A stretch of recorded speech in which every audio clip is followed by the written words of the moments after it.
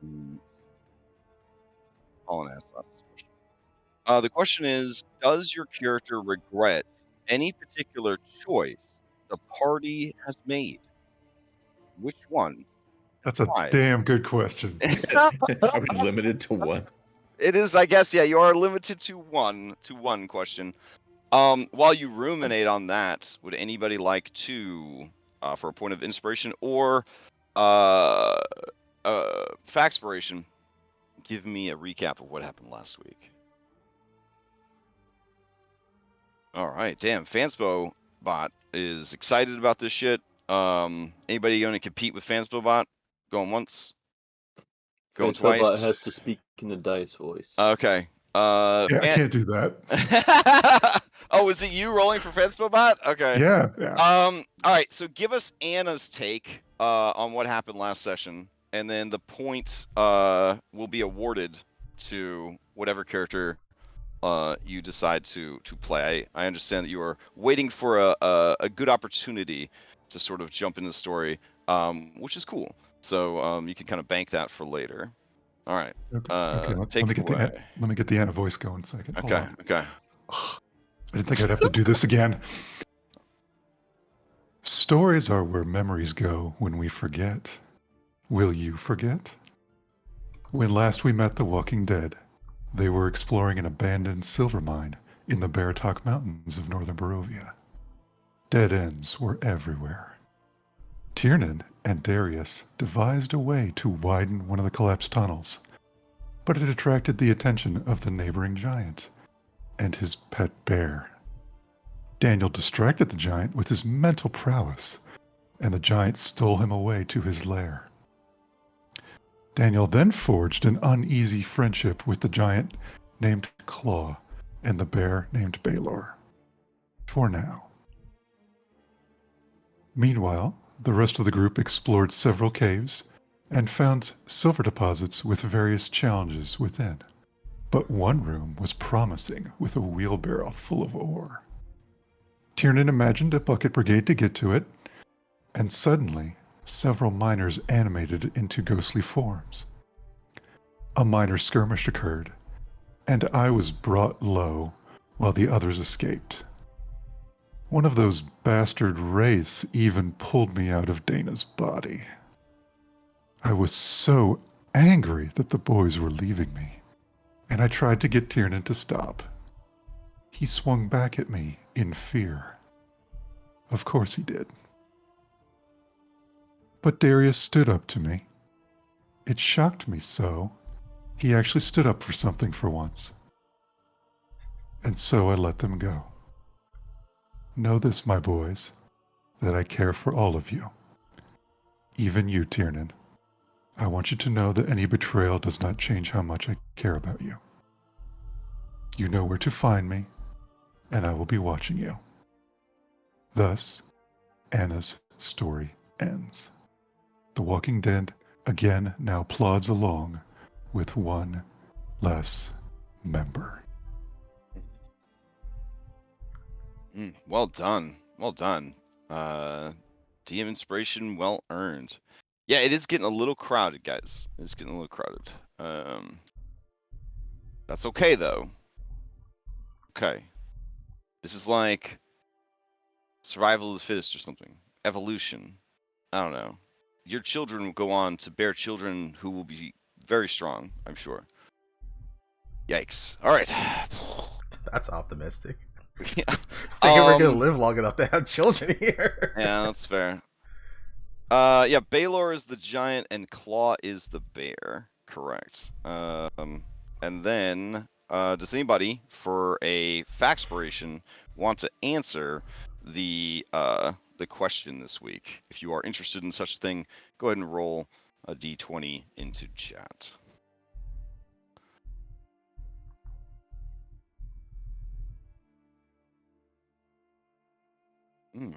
Okay, Daniel coming in with a 2. It's a little tired this morning. Darius with a 19. Tiernan, you want to try to trump that 19 or no? All right, going once, go twice. Darius, answer the question. Forget any particular choice the party has made. Man, there's a laundry list, but I feel like the winery has been kind of one of the sticking points that maybe how we approached it, we wouldn't have taken such heavy losses. And I think it's kind of just snowballed from there. I think that's kind of the one that sticks out in his mind. Okay. All right, you may ask the same question of any NPC you've met during the campaign.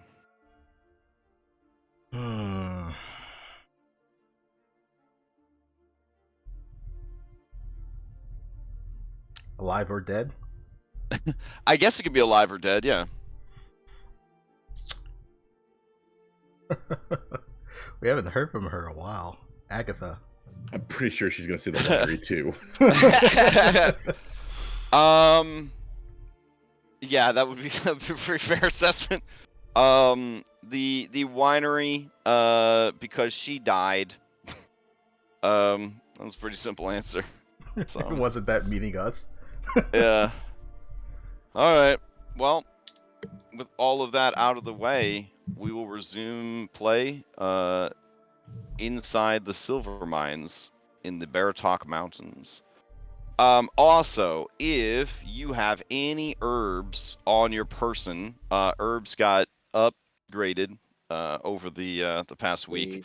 So send me a list of the herbs that you have, and I will replace them with their updated versions. I think they're on the cart. Oh, they're on the carts? Okay. Mackenzie has Elven Willow on her. Okay. I think that's the only one she has. Right. I don't know if you're in a position to take advantage of these new changes, but here, for example, Elven Willow. Let's see. Wow. Okay, so Elven Willow is still on the build list. No. What about elm bark? We've got 14 elm bark in the cart. Man, another great one to ask. I will add those to the list of ones I've been done. So the lesson that I have learned from kind of trying to build and adapt a crafting system is less is more. I definitely have too many different things for you guys to find. So my goal this week is actually to condense stuff down.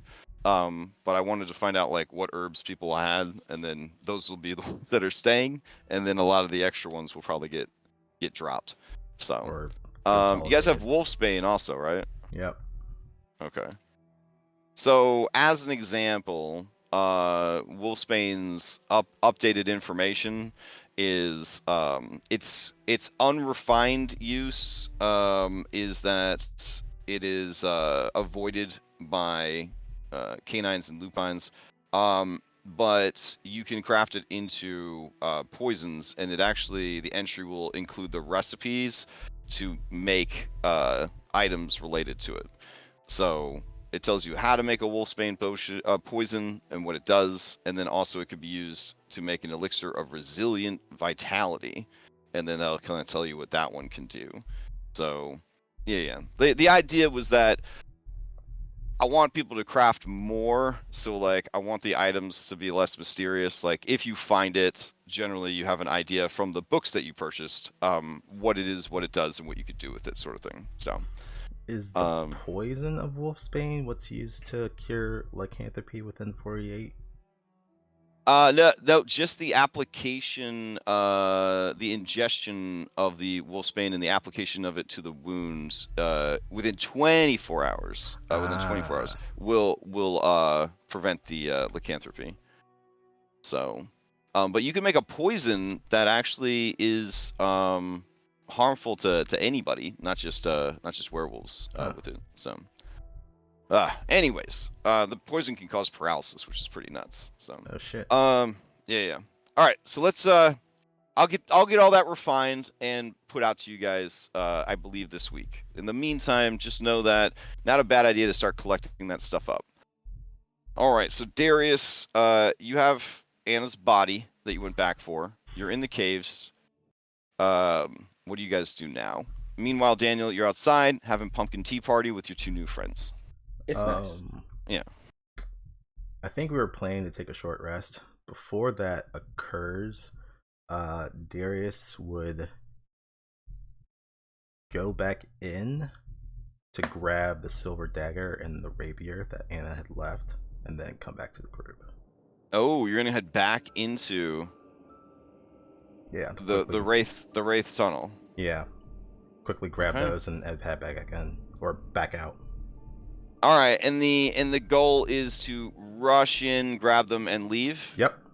Okay. I know that she had some other gear that was further in. He's not going for that. That's way too dangerous. Okay. Okay, Plus- just a thing. So Plus, whatever you saw trapped beneath the stones that you didn't get a chance to really look at. Yeah, forget all that. Okay. Forget all that. You don't want any of that stuff. How far in is Anna's backpack that she took off?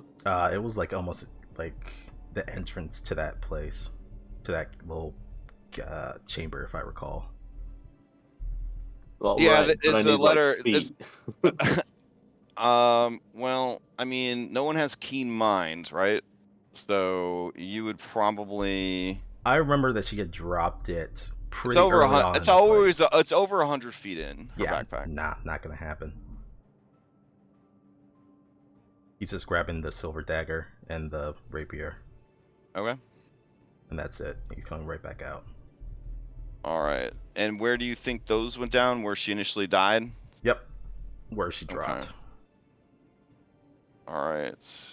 So, how much time do you wait to do this? Are you in a hurry? Are you guys stopping to do a short rest first, or are you just like going right now?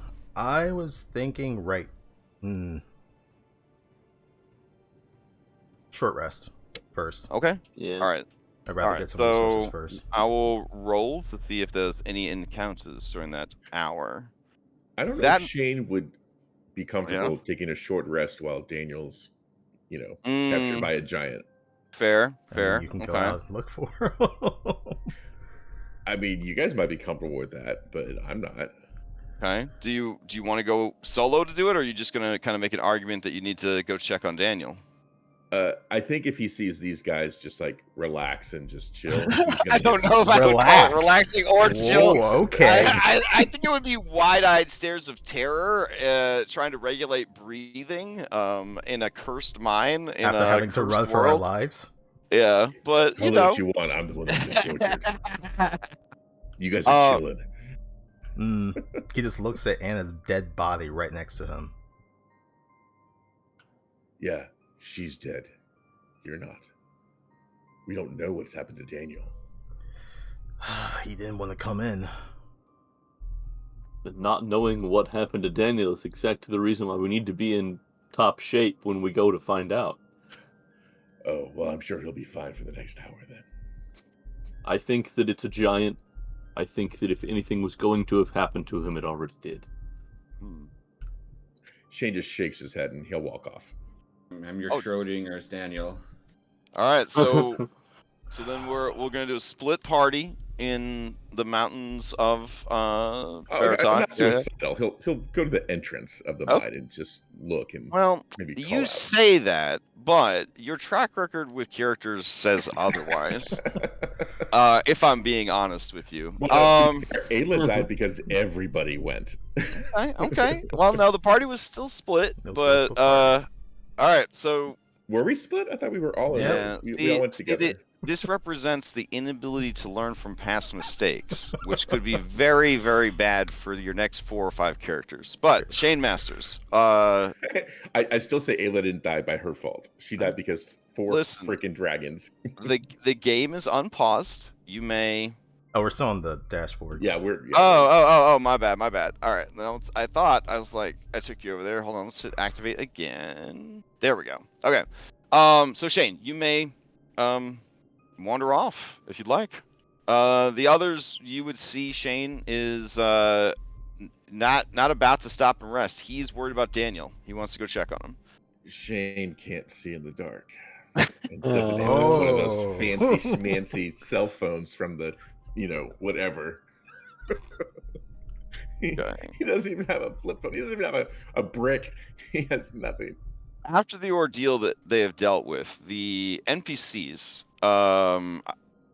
Irenia, Izzy, and Mackenzie, they do not want to go deal with a giant right now. And Daniel did not really impress upon any of them that, he was a person they should try to save. However, Kureus the Berserker, he cares deeply for Daniel, having known him, for less than a day. He will gladly go with you out of this ghost-filled cave to check on him. I'm just thinking of the Rose of me. Reyes is like, I've met Daniel for 5 minutes and I'll kill everyone in this room and myself afterwards. All right. Irenia says, well, there goes 2 more. Alright, well, during this time, short rest, Darius is going to take the tent that him and Mackenzie were using, and he's just going to apologize to her, and then he's just going to kind of break the tent apart and use the canvas to wrap Anna's body. All right. Outside, Daniel, Baylor is asking you to tell him what is going on in the world of the small folk. Well, fair enough. He'll tell him his stories, everything he's been through so far. Oh wow! Okay. He already told him his tragic backstory last time, with the pumpkins and whatnot. But he says things are pretty bad down in town, but they get by. It's like, have you been down there? Not go. Lake bad. Small folk hunt, kill giants. Well, that's not good. Dark Lord hunts, steal giants. Not while I'm around, buddy. Aw. So, Shane, you and Kureus hear the rumbling grumble of Dutch German, super angry, Nordic giant around the corner. Just the worst qualities of all 3 of those languages. But you hear Daniel just having a calm, normal conversation. He'll look back to Kureus just like pissed. Kureus says, perhaps he has tamed the beast. Well, I don't know how it will react to us approaching, so I don't know if you can help us, but try not to look so intimidating. All right, before they come around the corner, can I get Baylor in secret chat quick? Yeah, sure. I didn't realize Baylor was part of this chat.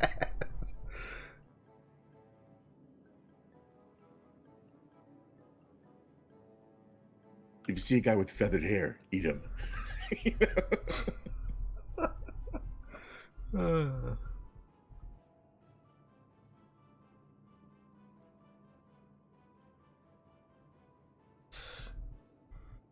So, my eventual plan is to, once we're all said and done with this thing, try and take Anna's body back to Valakai. If that's cool with everyone.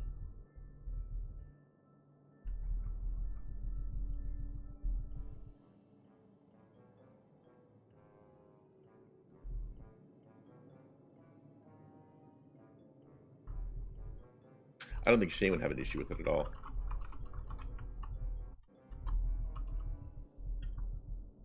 It's a lot of dice.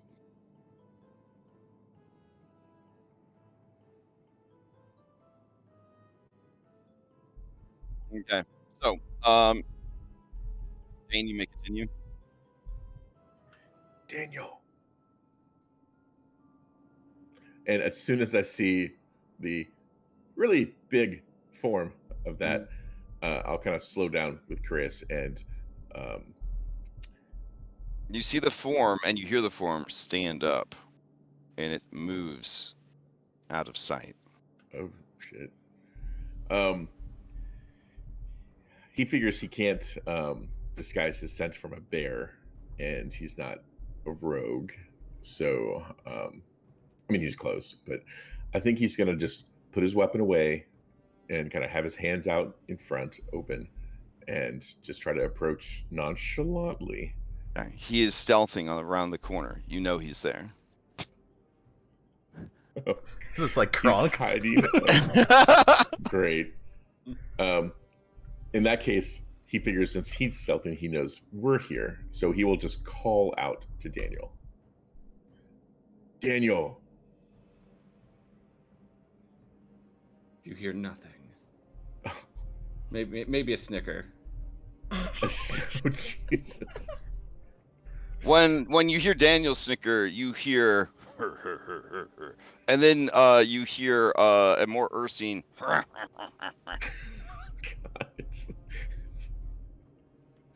it's like that cartoon mutt. He looks at Chris and he's like, I think he's fine. And he calls out, should we check on him? I guess we'll walk away now since you can't hear anything. You see a pumpkin roll into view and come to rest.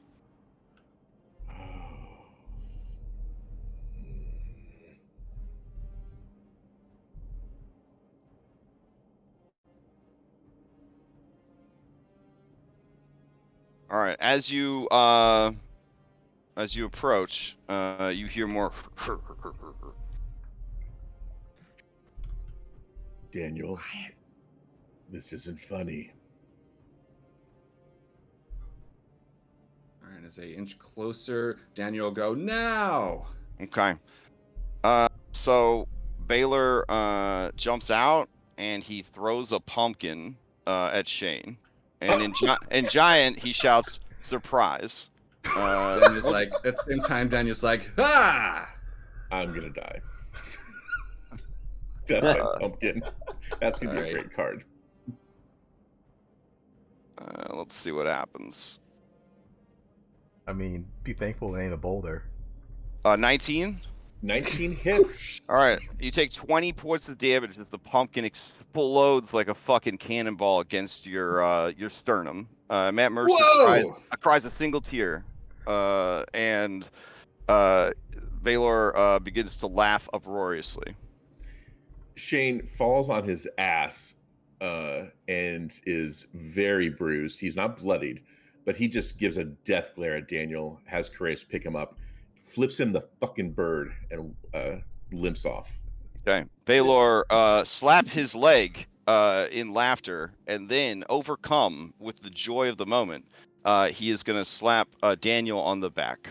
Yeah, he's like, yeah, bitch! Who's the short guy now? So, here's his slap on the back for you. 13? He's alive. Okay, so 21 damage. I think that might have been an injury. Hold on.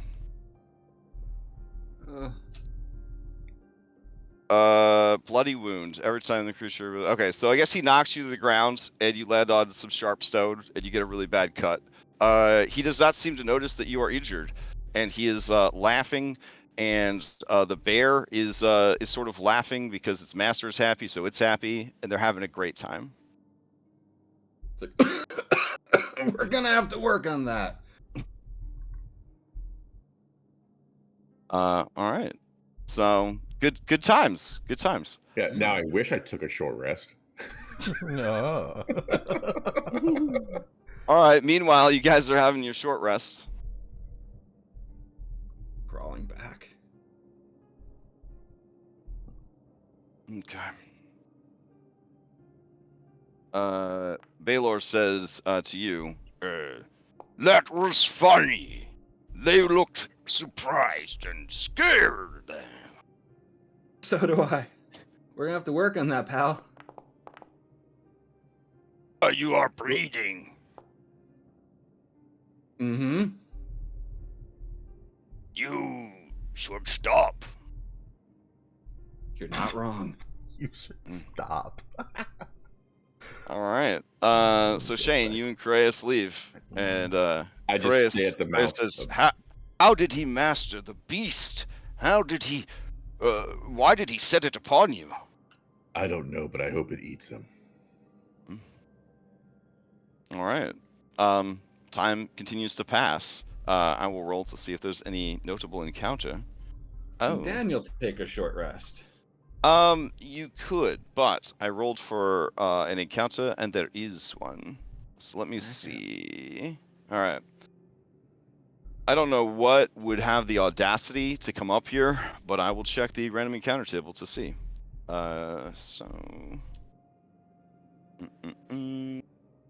Daybreak encounters. You guys are now in the mountains. Oh, okay. Wow. That's cool. Okay. So during the next amount of time, 20 minutes pass. Baylor is very simple-minded, but he is warming to you, Daniel, and he says, You read. Yes. I even went to college. he has no idea what you're talking about. He says, Here. he digs through the bones and he produces a scroll case. He hands it to you. Map. Daniel will take a look at it. It's like, Okay. what is this? All right. It's a pretty decent map, and it details the exact route to the Amber Temple.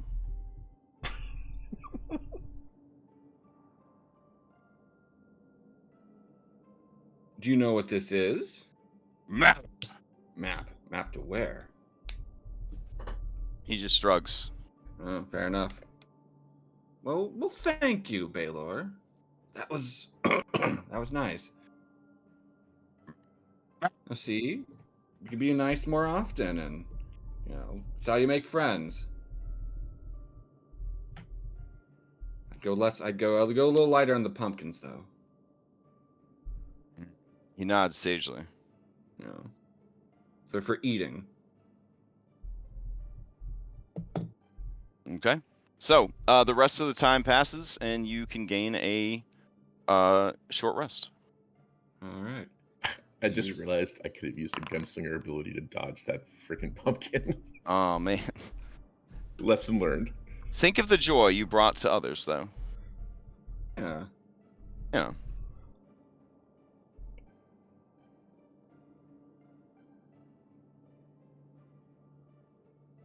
Okay.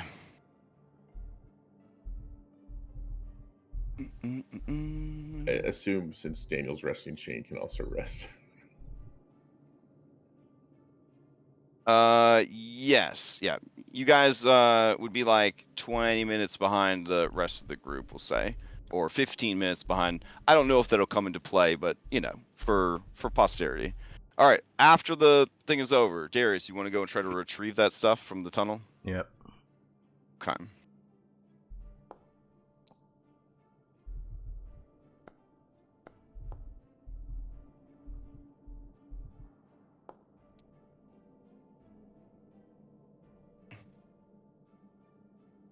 Okay.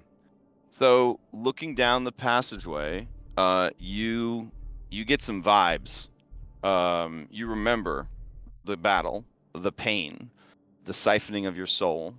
Oh wait, you didn't actually fail any, right? So you didn't have any No. life drain. Okay. The attempted siphoning of your soul. You look down the passageway with your light source, and beyond the light is darkness.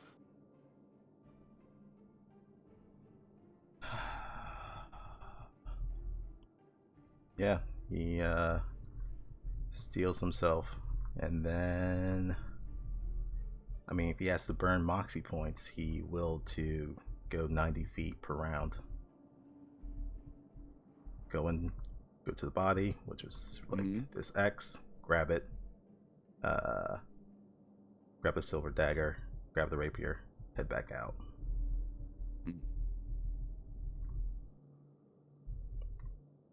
Okay. You, as you kind of head in, you hear the sort of exhalation of held breath, and you do kind of sense in the darkness deeper in that they are stirring once again and moving towards you. Yeah, he just books it. Okay. Doesn't even look behind him. He just keeps running.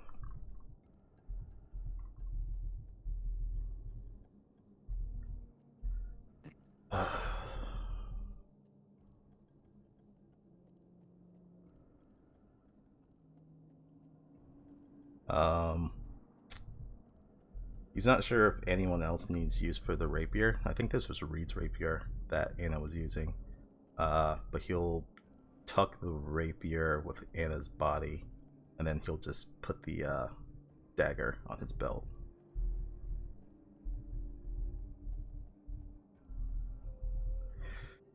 All right. So Fair we enough. still need some fucking silver. Do we go back to that room with all the water? That's the only one that we've seen so far that's not fucking dangerous.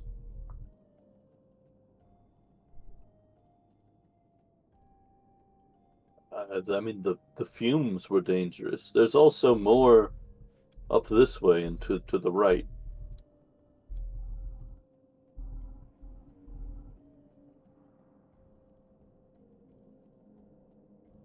Yeah, I guess we could check that out.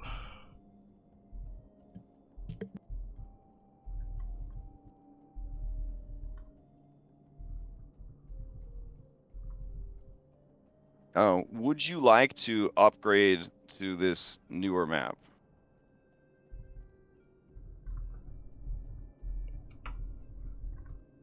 I guess is the question I have for you guys.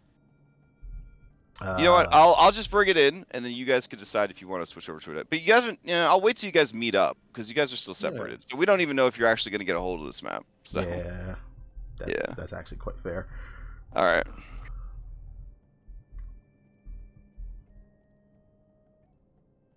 All right. Renia rushes to catch up. There we go. All right. The passage branches to the right or straight ahead.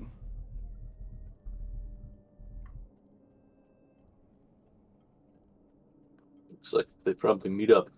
All right. Branches to the right. Yeah, I think so. Okay. Yep. So Tiernan, with your incredible perception, you do notice growing in the back of this cave, there are some mushrooms. Let's see. The mushrooms are.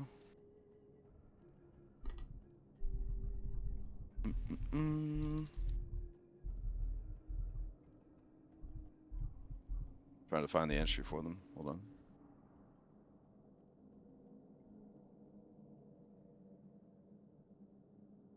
on. Okay.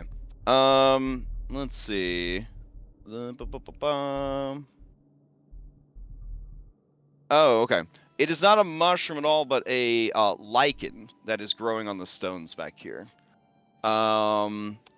Using your knowledge from the book and from Irenia's knowledge from being a pseudo doctor or whatever, you guys realize it is a gargoyle's lichen. So this is a rare and stony gray lichen that thrives on the remains of its namesake creatures, which is interesting. Despite its rather uninviting appearance, the lichen itself is harmless. However, it contains a unique chemical that reacts with skin upon contact, temporarily causing it to harden and take on a gray stone-like texture. This curious transformation, while not dangerous, has led to its use in various cultural rituals, allowing individuals to mimic the appearance of stone creatures and creatures made of earth. From this, you can create a special acid that specializes in essentially destroying stone or stone-like creatures called Stonebreaker Acid. You can also make Mimicry Elixir. When consumed, you gain the ability to mimic the appearance of any creature you have seen before, and transformation will last 1 hour. You do not copy any of their abilities, only the appearance. So even if you turn into a creature with wings, you would not actually be able to fly. It's interesting. It's like a disguised self-ish, but it's more of like an alter self. It's kind of like in between the two, but allows you to look like any creature, not just humanoids. Then you've got Stoneforge Salve. When applied to the skin, it gives you resistance to bludgeoning, piercing, and slashing for 1 hour. And you gain advantage on saving throws that would petrify or immobilize you. So, assuming you have something to put the lichen in, you could get some scrapings of it.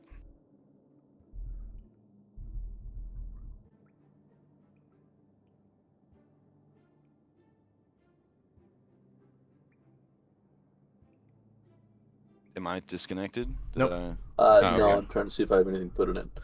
Alright.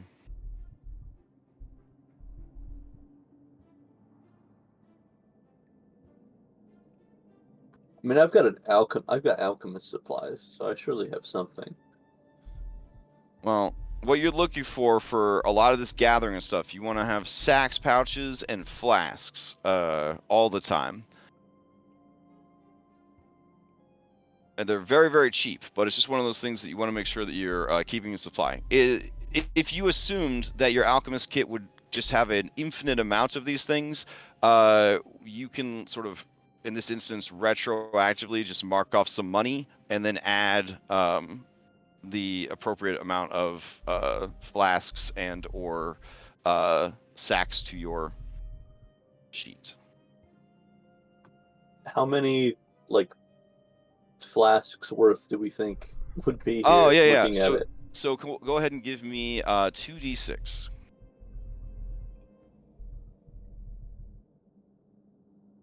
Okay, so you can get enough for 5 uses.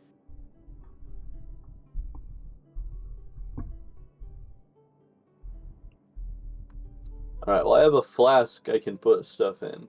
I don't know Okay. how many uses a flask can hold. Each flask essentially holds 1 unit for the crafting purposes. So to get you started, let's just say that you have 10 extra flasks on you. Okay. Okay.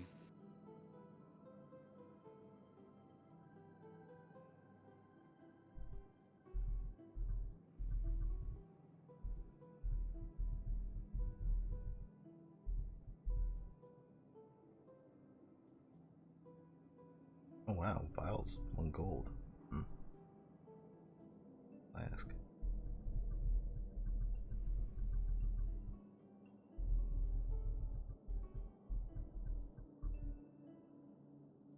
Oh, you're right. Sorry. I was thinking flask is what they call a vial once you put shit into it. So yeah, the vials aren't actually that cheap. But you need them to collect this stuff in, so. So a flask is 2 copper and the vial is Okay. 1 gold. So Yeah. So the vials are what the potions would go in. The flasks are what you could keep stuff in material, like until you're ready ingredients, to materials. craft with it. Yes. So.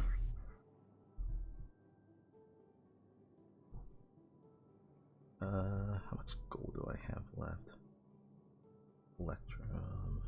All right, and I'll add 5 of those to your sheet. I'll have to figure out the conversion, but I'm gonna say that Mackenzie probably has 5 flasks on her. Okay. Since she also has an alchemy kit. Yeah, so the alchemy kit has the tools to gather and to make, but you do still need to track your containers separately, and then your you'll need the vials to actually make the stuff into the elixirs and potions and whatnot. Yeah.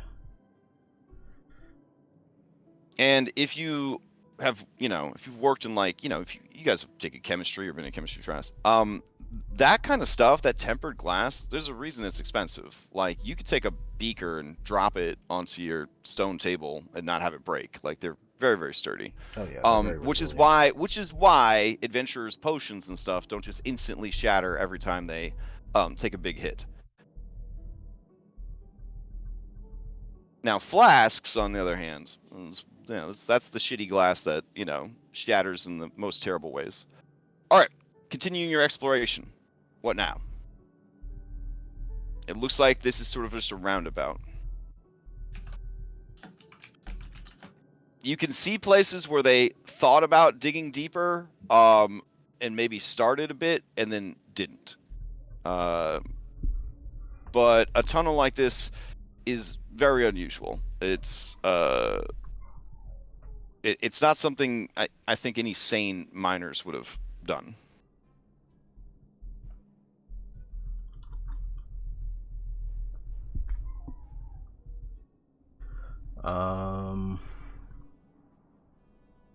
Yeah, I guess we head back the way we came. Okay. All right. At the entrance, Shane, Correus is sitting with his legs crossed, like crisscross applesauce, and he is just staring off into the distance. And he is just doing like slow, steady breathing. So, obviously you lift. Hmm? Just wondering what your routine was. Lift. Yes. I have lifted many things. But it is not a routine of mine to lift things other than my weapon. So you got that big just by fighting? I suppose. Most Kavani are larger than the other Barovians. We are a big people. Of course. And he'll just start peppering him with questions about the Kavani, like, so how many people are in your village? Mm-hmm. He says hundreds. Hundreds. Mm-hmm. And you live in, I don't know, the culturally appropriate way to approach this without being insensitive. It is a village, and its name is Hrafnheim. Hrafnheim. Mm. And do you live in stone dwellings or? Wood and stone, yes. Oh. I don't know much about mountain hill folk. Okay. He will enlighten you about his people. He'll ask, like, what's rude, what isn't rude, what are the women like? Oh, fair enough. All right, you can leverage that if you visit his village. Okay. All right. So Darius and Mackenzie, you guys stand before this spore-filled underground spring. What do you do?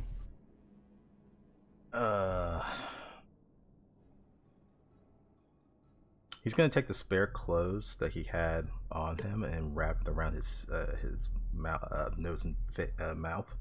Okay. He's just gonna look at Mackenzie and be like, "We gotta get that silver somehow." And he will walk in. Okay.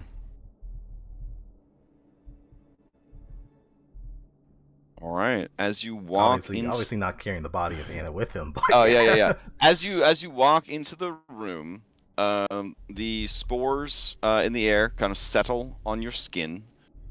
But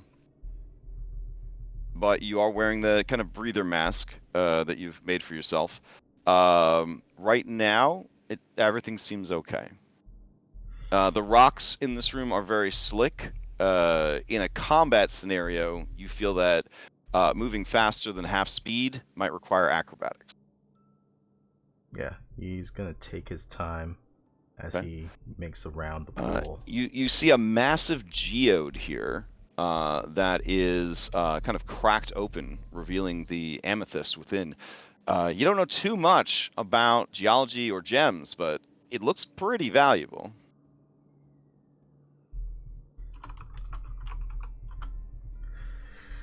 There are also large mushroom colonies growing around the room. Some are blue, some are green, some are purple.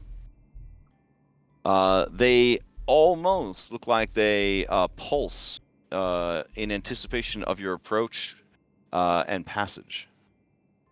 He's gonna try his best to avoid those. And continue making his way to the silver that's over here. Okay.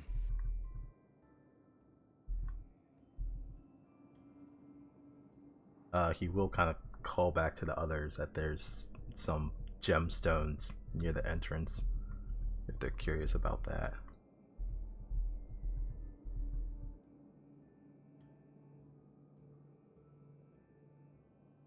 And then yeah, he'll take out his miner's pick and kind of look at this vein of silver. Okay. And start getting to work. All right. You guys wait in the hallway for them to kind of break off as much chunks of silver as possible, or does anybody go in to assist?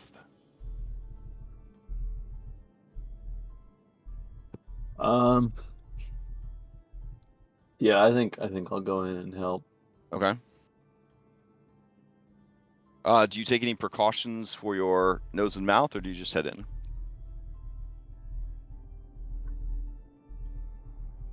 I don't have anything like extra, but I could take off like my jacket and wrap that around. Like just wrap it around your head, kind of deal. Well, I mean, sort of like a scarf, but just like over my nose and mouth. All right. All right. Darius, as you are working, the room has a very like mineral smell to it. There's sort of like some sulfur in the air. Also, sort of the smell of mold and fungus is lingering in the air as well. The water looks tranquil, and inviting. And it's like those hot springs from the animes when they had the hot spring episode. It kind of has that vibe to it. Darius, as you are working, go ahead and give me a Constitution saving throw. Alrighty.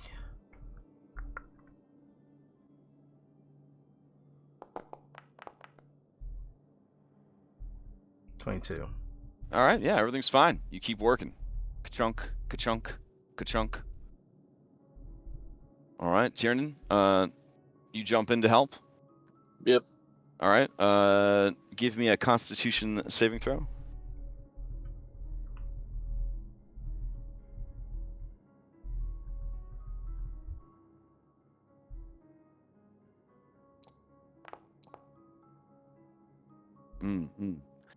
Tiernan, after some time of working in here, about 15, 20 minutes or so, you guys are both sweating like crazy. Because, I mean, you're in a sauna, essentially, trying to do mining in a sauna with these giant mushroom growths everywhere. You, instead of feeling tired, instead of feeling exhausted, you start to feel good. Almost like drunk. I don't know how many beers makes a happy Tiernan, but you're that many beers Tiernan. Isn't he Irish, so a lot? All right. So you guys keep working. Darius, it would be impossible not to notice the shift in Tiernan's mood. He just seems to be more cheerful. Each swing of the pickaxe has a bit more zest to it. You do notice, Darius, that his jacket has fallen away, and he has set it on the ground, and he just has the biggest smile on his face as he is working. Has Tiernan been known to be smiling since we met?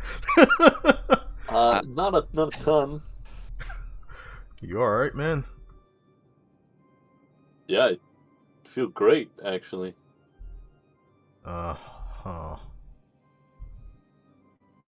Just don't overwork yourself. You'll kind of keep him in the corner of his eye, but continue working through this vein. Okay. All right. So with the two of you working together, I would say that you diminish this thing in a matter of an hour or so. you feel like you have a pretty decent amount of ore with which to work with, and since it is taken straight from the mountain, it can be processed into true silver by someone who knows how to do such things. Alright. I think we probably got enough. We only need nail size, so I think we can leave the other one for now. I guess if we ever have some shit that happens to us again, come back. Alright, works for me. Okay. Do we You guys wanna, roll out. Do we want to take some Yeah, I think gems maybe we with want to try us? to grab some of the gems. Okay. This geode is massive. It would be a pain to carry, but you imagine that someone that collects such things would, if they had the money, this might be worth thousands of gold. Oh shit.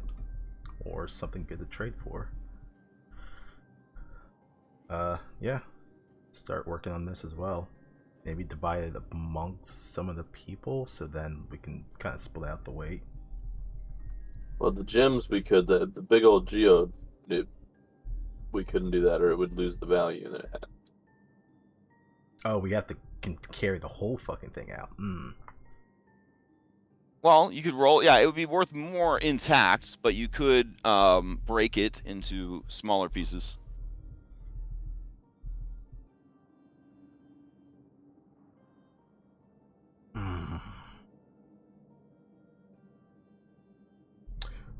Maybe we just take a little bit and then see what we can get from that. And if we ever feel like we need to get some more money, I guess we know where to go. Yeah, take some of the smaller stuff and then come back and get that later if we need it. Yeah. So yeah, Okay. probably break off a couple chunks. All right. We'll say that you break off several chunks from it, and each one, because it's kind of unrefined or whatever, will be worth about 50 gold. So we'll say that you grab, let's say, 10 chunks of raw amethyst. Sounds good. All right.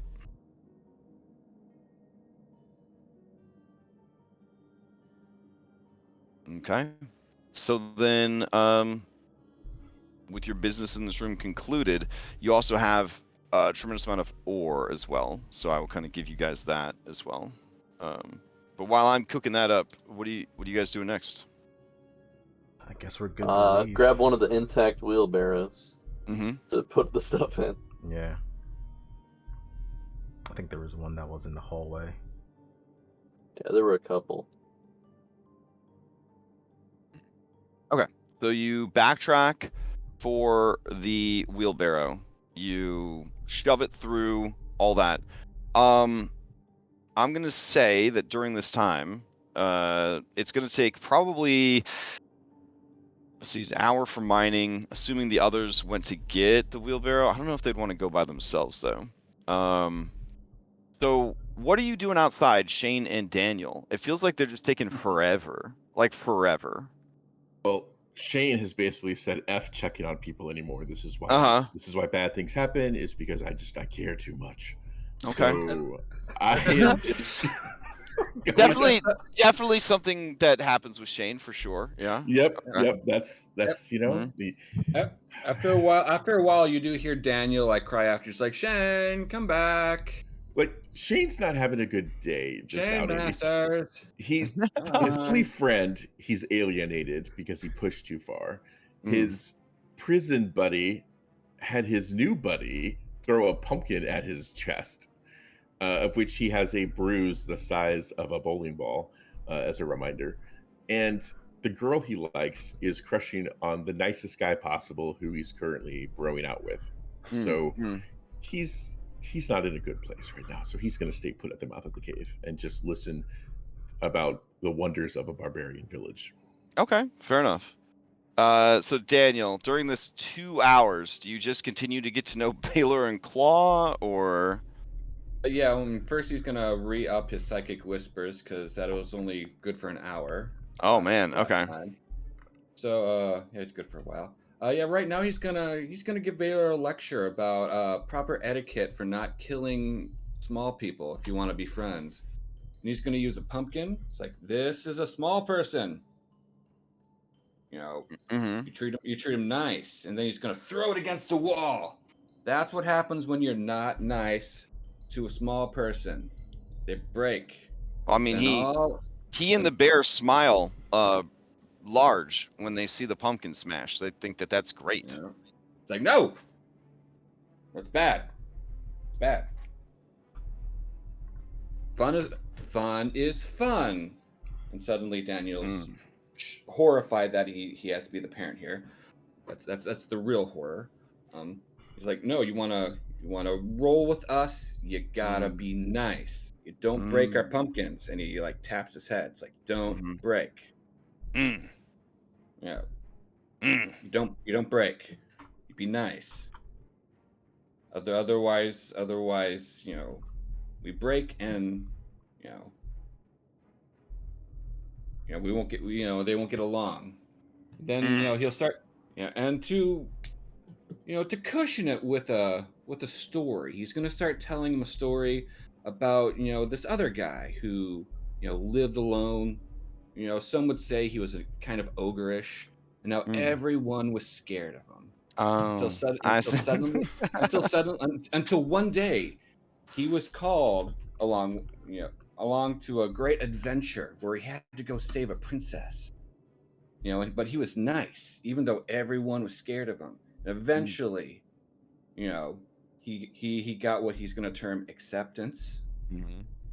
They all liked him. And you know why? Because he didn't break their freaking pumpkins. Okay. Go ahead and give me a performance. I will roll his intelligence, and we will see if he is able to internalize this information. Just because I'm curious, you can use a fan spell. Can I? Does anyone object to the use of this fan spell? Yeah, that's smart. Okay. All right.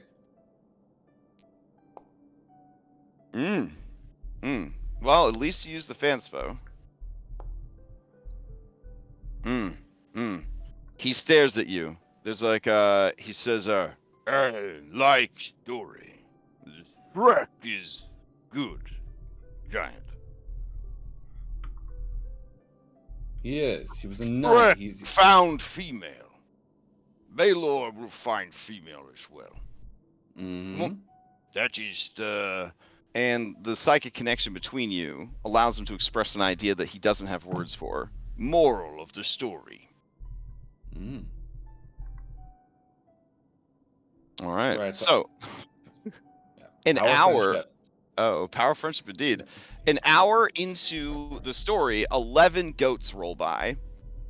And Baylor and Claw drag you along to kill 11 goats. He will go willingly. Will he accept a climb up? Yeah, sure. It is a fucking slaughter. The goats do not fight back. They hear the giant and the bear coming, and they flee. Go ahead and give me 2d6 -1. That is how many of the 11 goats you and Baylor and Claw are able to kill.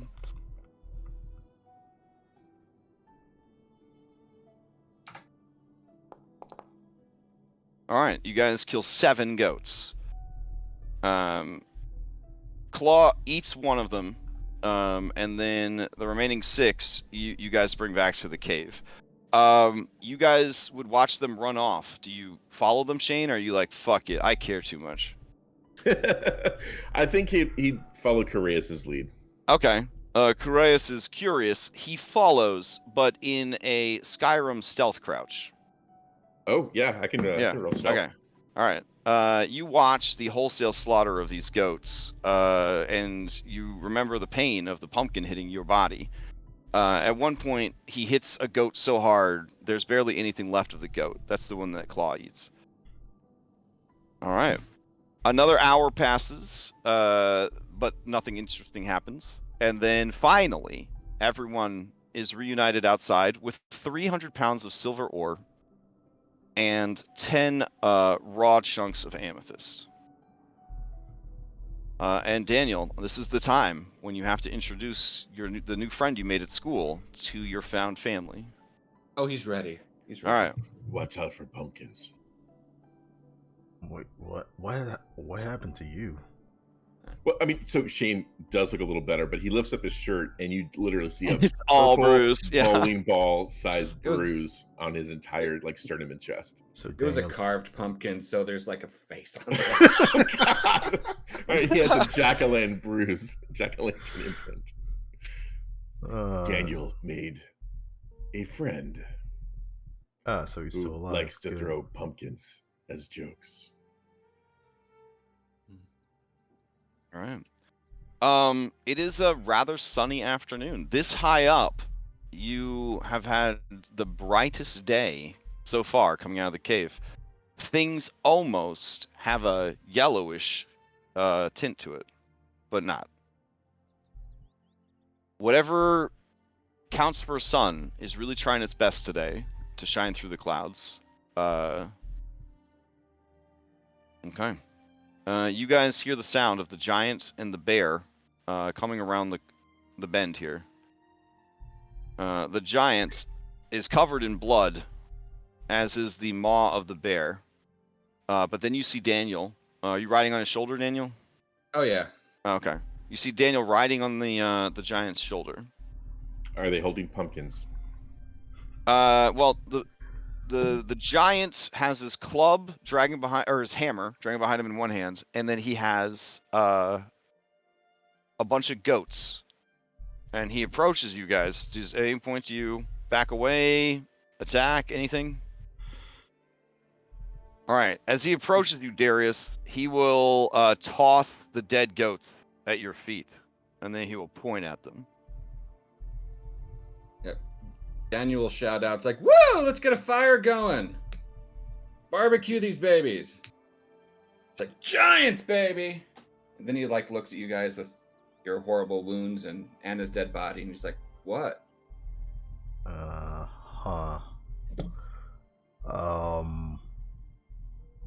I think he'll give a slow golf clap to the giant. Like, nice job. It's like, oh, hey, yo, this is my new friend. His name is Baylor. He is the bomb. He's going to say this like in his head, or to Baylor in his head and out loud. You know, Yeah. so Baylor knows he's the bomb. With No, a this is deep Claw. rumble, he says, "Baylor." You know, this is Claw. You know, he's cool. All right, Claw and Baylor. You know, this is my crew. This is Darius. You know, he's got, you know, that OG, you know, energy. He's cool. You know, you met Shane Masters. He You know, flips he's him off. awesome. Be nice. Remember the pump. You know, he pats Daniel. He'll He flips Daniel off, not, He'll not Baylor or the bear. Yeah, I mean, Baylor and the bear wouldn't understand the cultural significance. Daniel in his head to Baylor will say that means peace among worlds. All right, so Baylor tentatively raises his bloodied hand, a hand larger than all of your heads, and he extends his middle finger to you. Well, I mean, can't do nothing about that, honestly. If he Baylor wants- and the Bear sounds like the name of a parable or something. Like, All right. All right, so Daniel, continue, and that over there, that's Irenia, babe, Irenia. That's Izzy. She's all right. Mackenzie, big meanie, but okay. And that's Tiernan. He's got big main character energy. Be nice. You be nice to them. Oh, and that's and don't forget my man Point Break over here. Point Break. He like pats that down.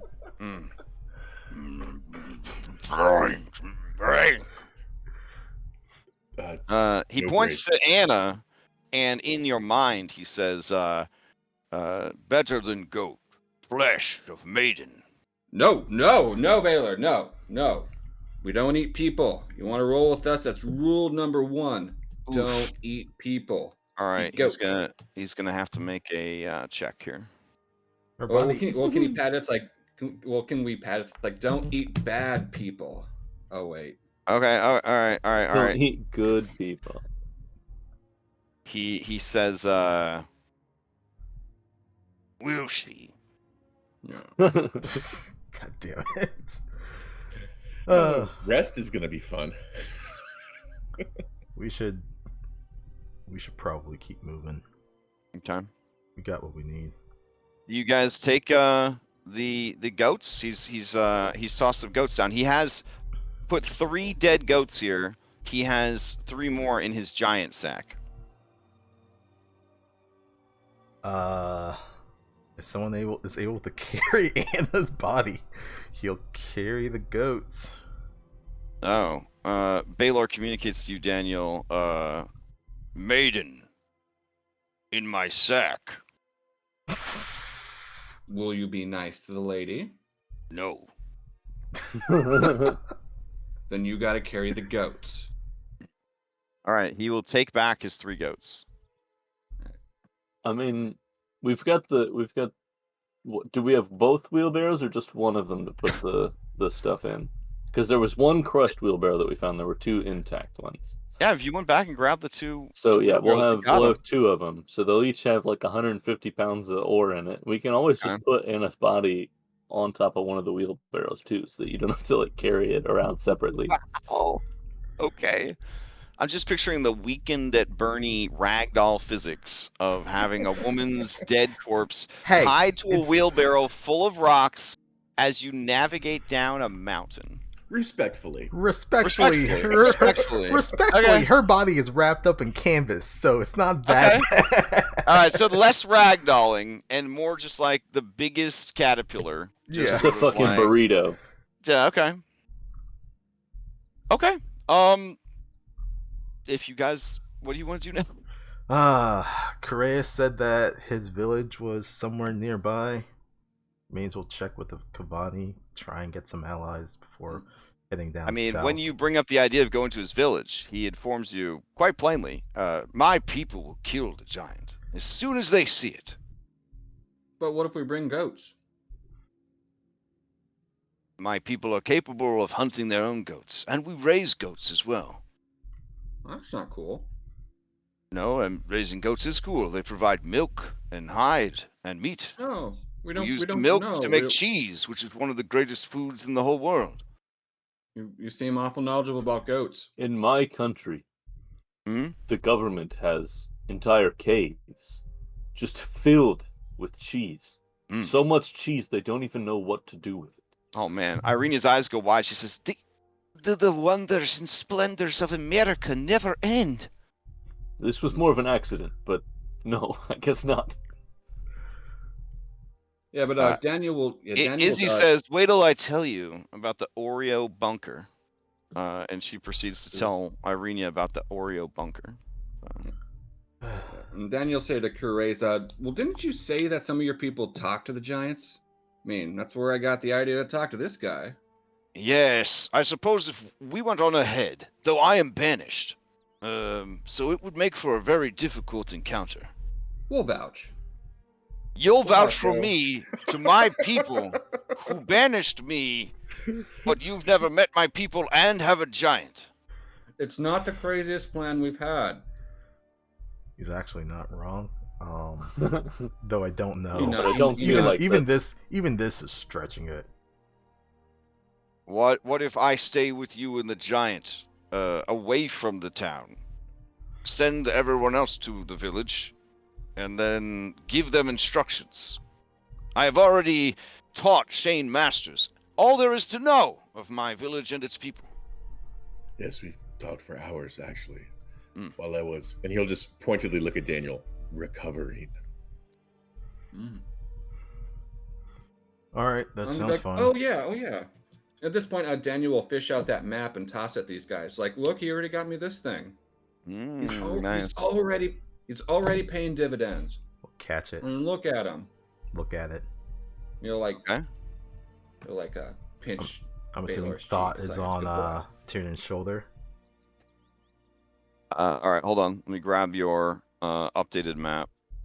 Well, you can pick which map you use, but I'll grab the map off of my Computadora. Let's see.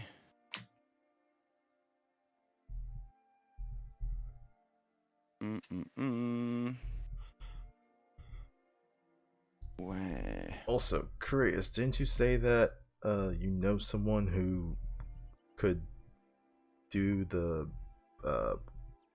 werewolf purging ritual thing?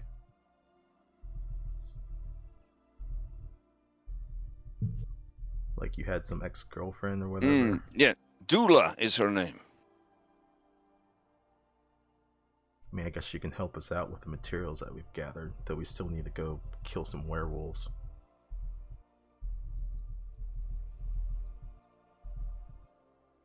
Your tribe There we doesn't go. happen to hunt werewolves, do they?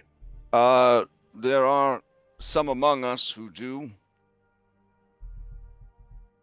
We have to keep them out of our lands, and they send incursion packs from the west. Here, I'll take you over to your map table, so you can see the map that the giant gave you. Keep in mind that this mile marker thing at the bottom is completely inaccurate, but yeah. Oh, this is actually better.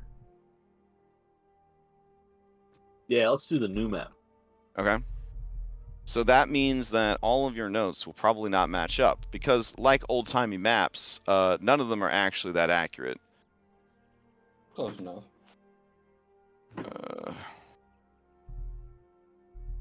Let's see. Yeah. All right. There you go. Whoever put Aragol's camp, you guys want to move that to Kresk? Yeah. I actually haven't been able to move anything since the Foundry update. So like, Oh. if Crash can like delete everything, I've got a screenshot of it, and I'll just work on it later and Oh, relabel stuff. you just start over? Okay. Yeah. All right. Bloop. There you go.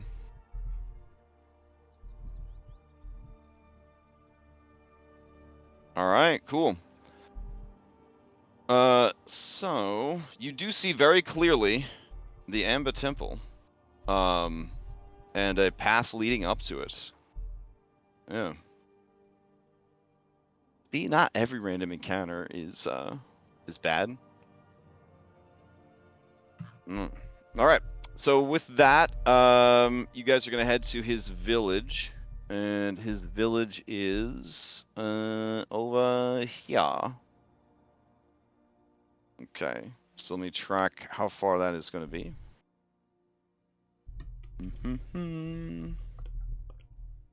Okay. So it's actually only about 6 miles or so.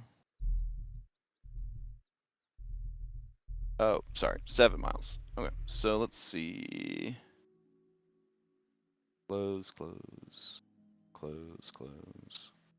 All right. So that's only gonna be 2 random encounter checks. Let's see what happens on the mountain table. Okay. Okay. So on the second hour of travel, you come across a corpse on the ground.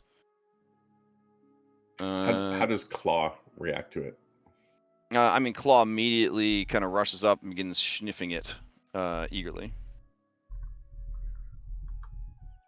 Well, I'd say it's likely dead then. If no one stops Claw, he is going to start taking some chomps out of it, I curiosity. wanna look at it first. Okay. As you approach, Baylor calls Claw back, and then you may make a medicine check to autopsy the corpse. Matt can give you advantage on that.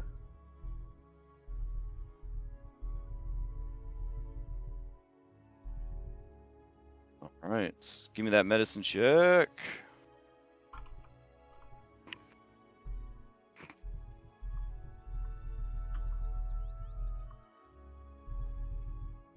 I mean, or not. Too. Oh, I can't see anything. Sorry. Oh, you can't see anything on the main page? Wherever we're at right now.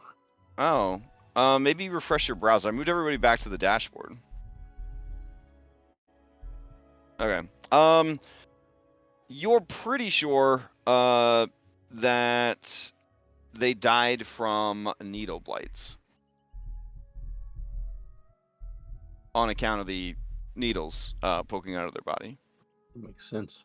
And then the vicious savagery with which the body was mutilated afterwards. How long do they look to have been dead? Unfortunately, with your medicine check, you were unable to know just how long they've been dead. But with the cold mountain air, and it's a bit less humid up here, the body could be several days old. Does it look to be Kavani? It does look to be Kavani. Correas, should we take this back to the... We've got one bodiless wheelbarrow. We can always bring this one with us too. I think that's smart. I think it might help. Well, either it'll make the natives think that we're taunting them because we killed one of their members and then we're dropping the corpse off, or it'll endear us to them by returning the body of a fallen comrade. No, Correas thinks that it's a good idea for you guys to bring the body back as sort of a, show of respect and kindness. Plus, I don't know if any of us have needles for weapons.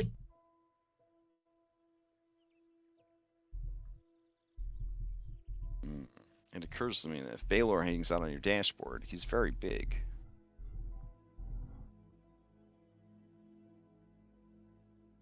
Okay. All right. Then the second hour of travel does not cause any issues, and you see and hear the sounds of the village up ahead. Flavor text. You see a sprawling Kavani village nestled within the rugged beauty of the Baratok Mountains. The village is constructed from sturdy timber and stone, with thatched roofs and intricately carved totems adorning the buildings. The air is thick with the scent of pine and wood smoke, and the sound of rushing mountain streams can be heard in the distance. Tall standing stones mark the entrance to the village, covered in moss and etched with ancient symbols.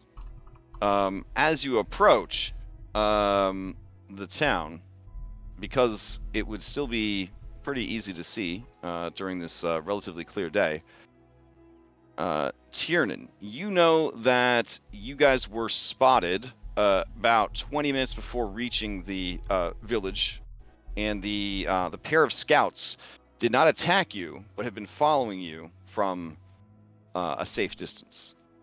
As you arrive, the gates, there are 6 Kavani gathered at the gates.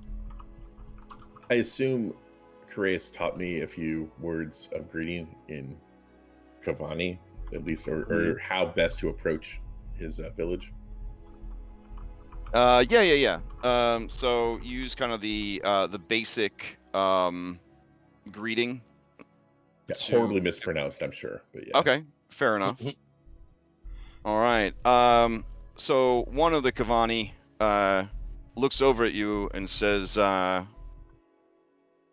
in what you assume is Barovian or whatever language the mist feels compelled to translate for you. Who are you that come here to our sacred village? Strangers. We are the Walking Dead, and we come in peace. We stumbled upon one of your own who met the end of some needle blights, and I'll motion to the other dead body we're carting around.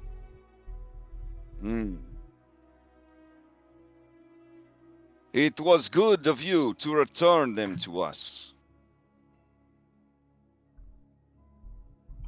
You seem to be in bad shape, but powerful. From where do you hail? Valukai? None have been brave enough to cross the lake in some time, save for those scavengers looking for the fallen wizard.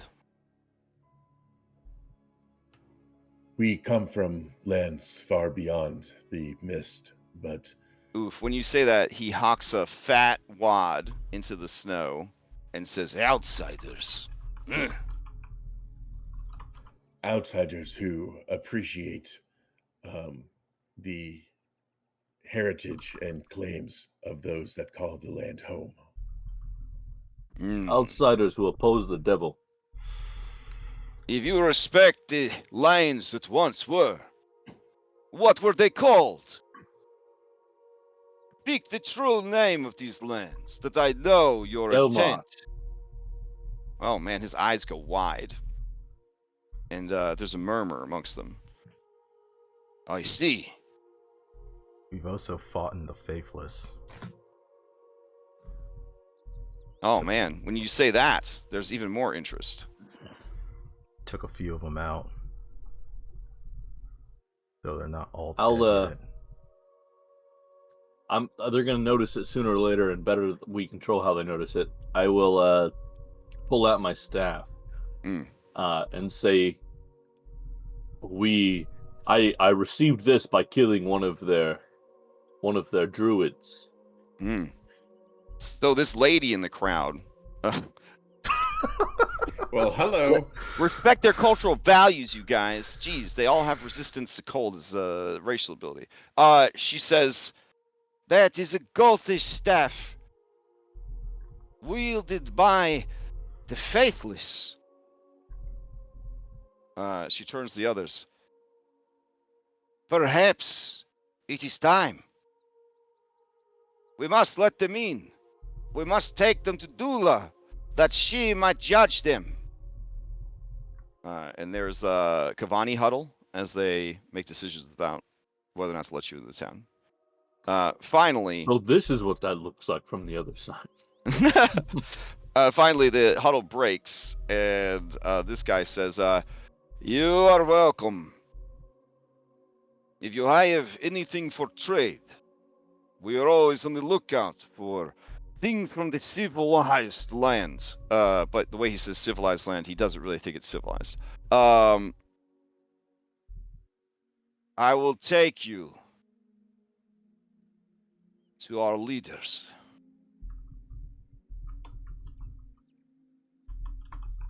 All right, so you guys enter. Mm-hmm. All right, and Kureus, Baylor, and Claw are staying behind. Daniel, are you staying with them or are you going in? That's a big choice. Mhm.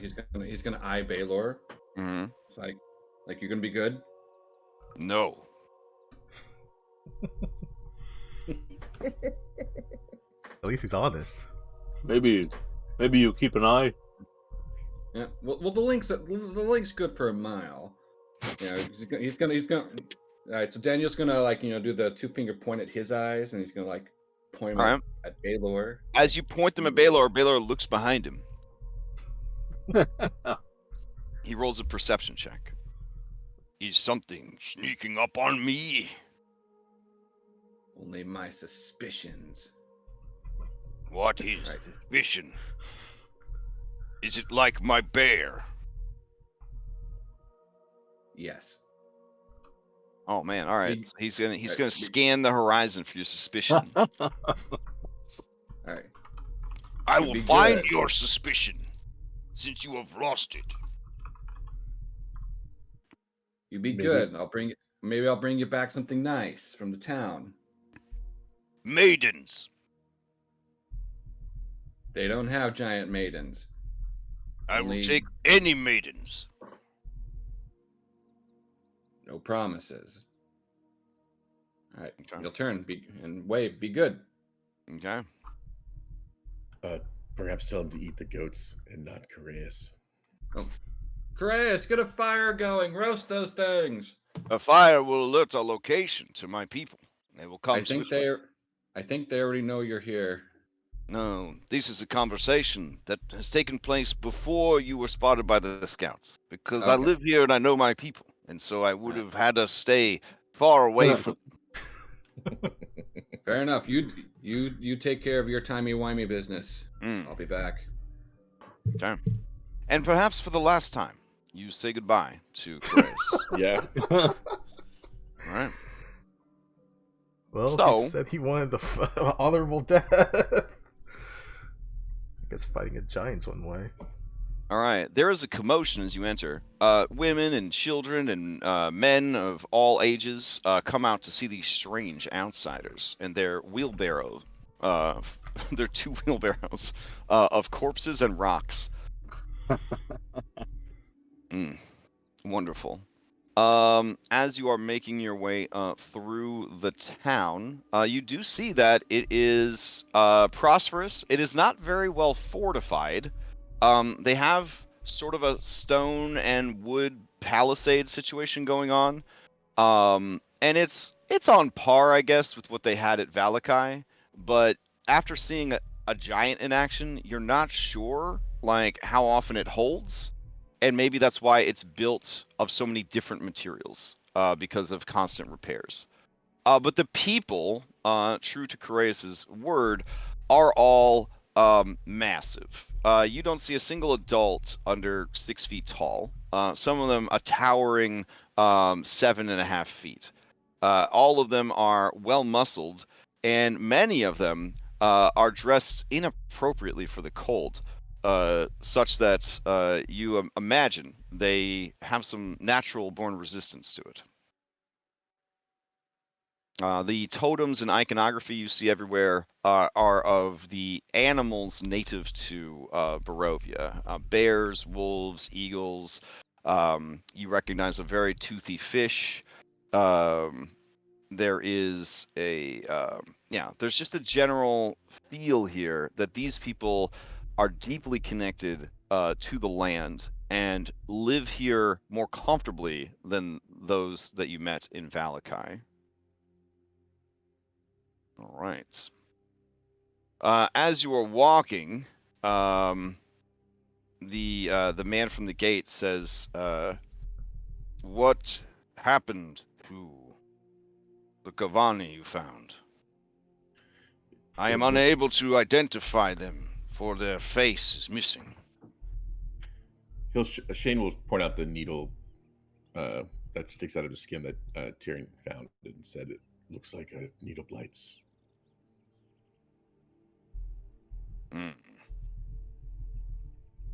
I see. Well, Last time we fought Faithless, they had a bunch of those things with them. I don't know if they ever come up this far up, but yeah, not the first time we've seen needle blades. It is unusual to find Faithless this far north, but amongst our own people, there are some who give up the old ways and walk a path of darkness. Small circles of faithless druids do roam these mountains and forests.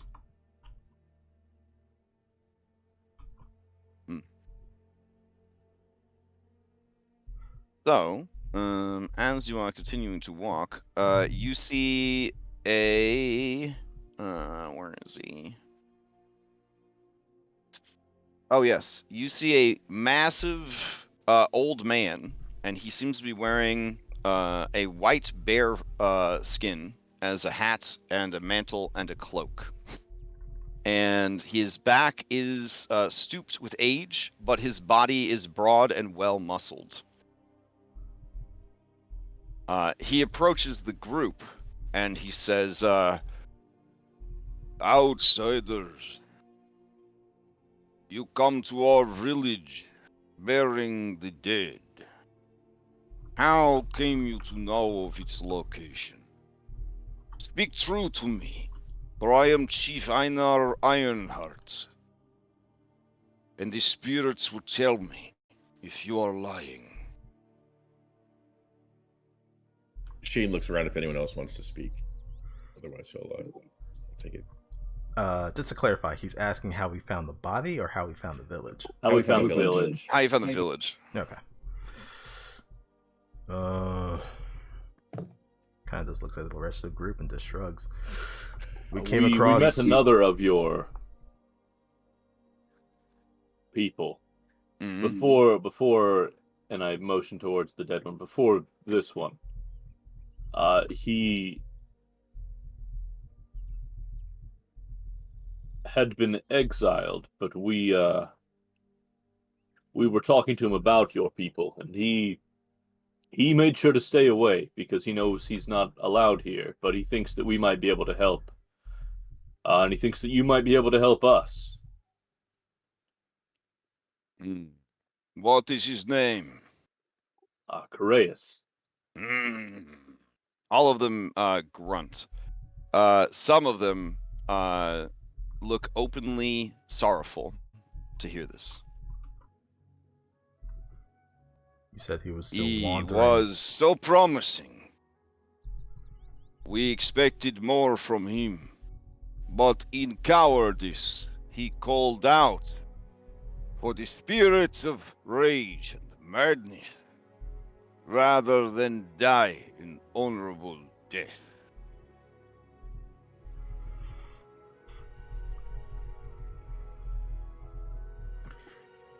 Upon meeting us, he thinks that we can help him to achieve that honorable death in fighting against the faithless. Ah, And we then came he here. has learned from his exile. Good. The old ways are still the best ways. And they all murmur and nod in agreement. And we Don't came fix what here ain't broken. We came here to ask if you guys would be willing to join us. You know, they have a tree that's been causing problems for these lands, and we want to uproot that thing. You seek the death of the Gothias tree. Yep. What deeds have you achieved that would make you heroes worthy of following? I see you bear another dead that is not of our people. Or are they? What is the story of this wrapped burden you unceremoniously haul about? She was one of ours. She was trying to do what was best for this land. Unfortunately, she fell in battle. But as we said before, we fought some of the faithless. They had taken over some places of the south, and we kicked them out of it. Though we haven't fully dealt the final blow to them.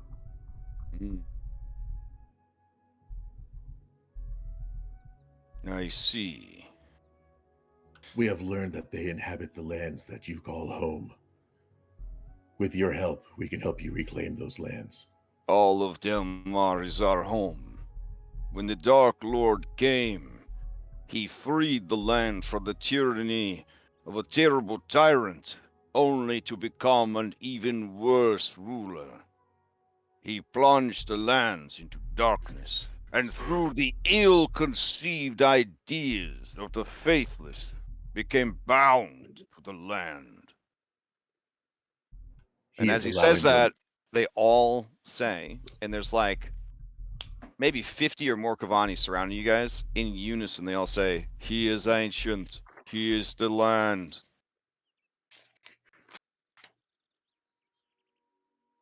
I don't think I'll ever get used to that. Nope. He is allowing the faithless to desecrate the West. That corruption is likely to spread if left unchecked. You think they are planning something interesting? Speak no further of this.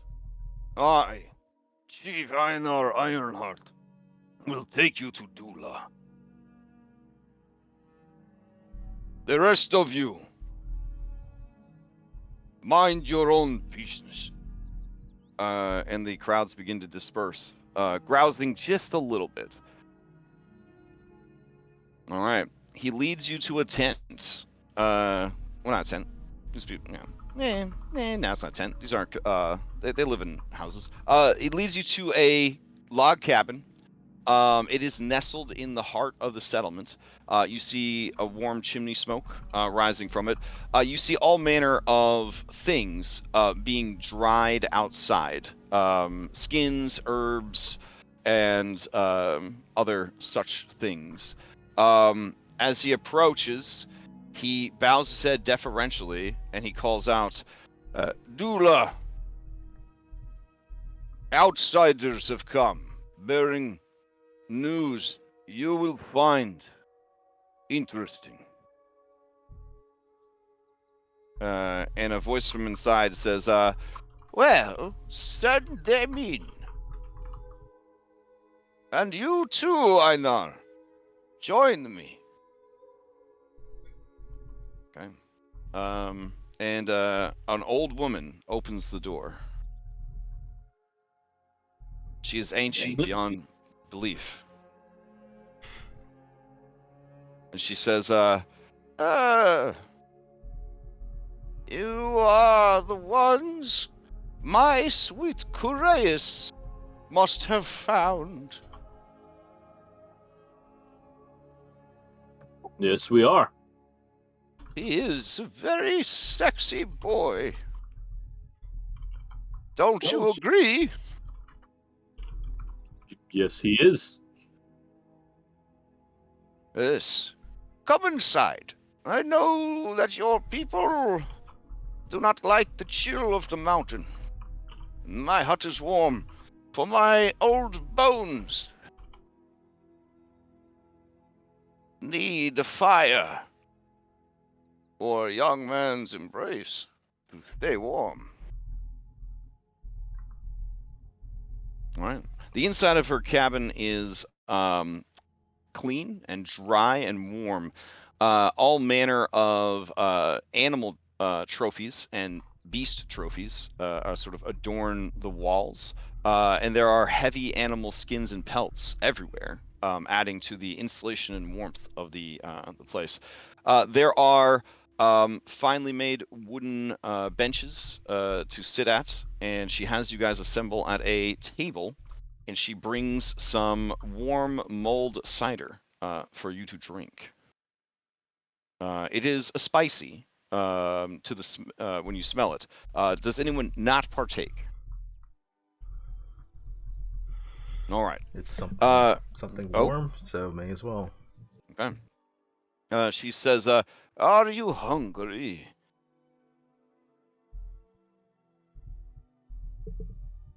Is it rude to, or is it polite to accept food? Like, is it rude to turn food away?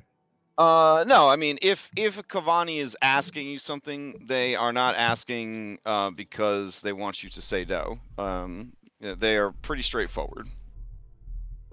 Well, so we've been like marching for 2 hours, so I imagine I probably am. So yeah, I'll accept some. Same. All right. Yeah. She heads back to what kind of passes for a kitchen area of the cabin, and she brings back with her some loaves of what look like very heavy bread, and then a large bowl of what looks like whipped butter.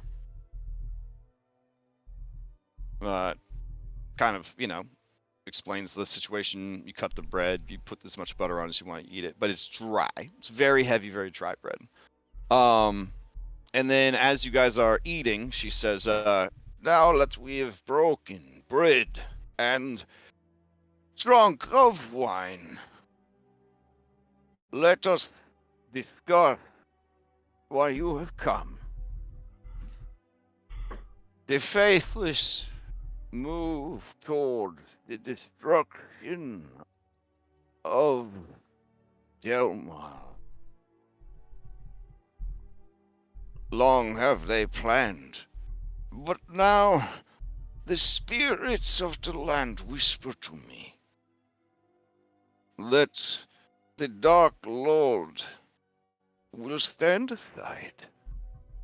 He will let what happens happen.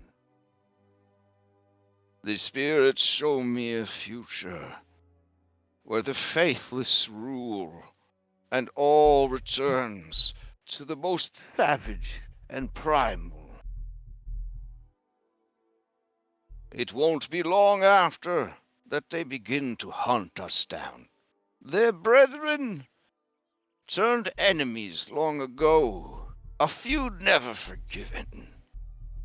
They will come for us. And they will kill us. Empowered as they will be by their victories over the lowlands and their people. I have seen the tree of darkness birth a champion. That champion is risen and will march upon the land. All enemies of the faithless will be crushed beneath it. If only the power of the Fanes could be restored. If only we had more time. She looks down into her wooden cup, thoughtful and sad.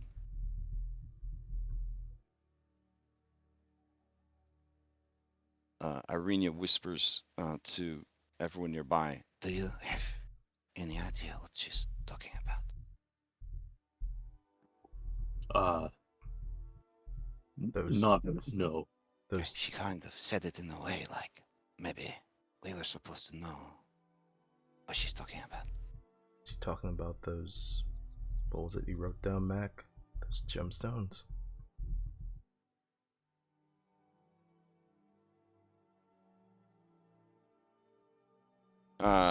Mackenzie looks over at you and says, maybe the ritual ones? I think. Should I show her? Sure. Need their help just as much. Okay. So these, how many of these bowls does she have on her? Just the one?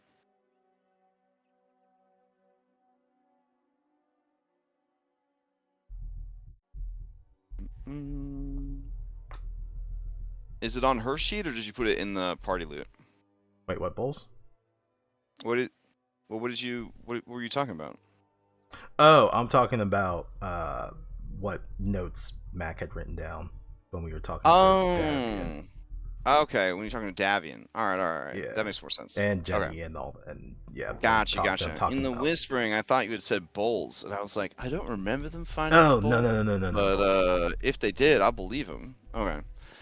Not that there's bowls you have to find. What? That's crazy. So, yeah, she says, do you mean the Fanes, the three Fanes that were bound to the land, the spirits of the land, that the Mardikovs were put in charge of protecting their power? She looks around at you guys like, eh? Yeah. Dula says, yes.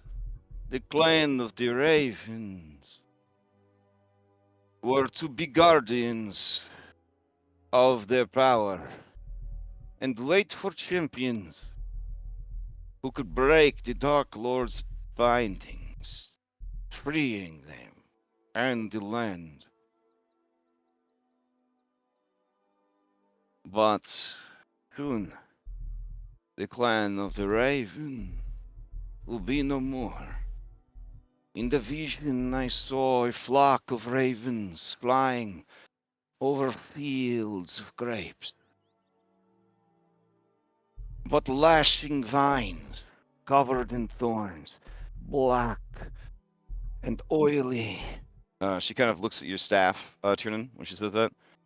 Rise up from the fog and the mist below, and one by one, each raven is pulled to its death. That is where we fought the Faithless before. Maybe we've started to help avert this vision. Did you confront the Goth Ice Tree? Not yet, but that's That's why we're here. We're seeking allies against it. She shakes her head sadly. Then you have changed. Nothing.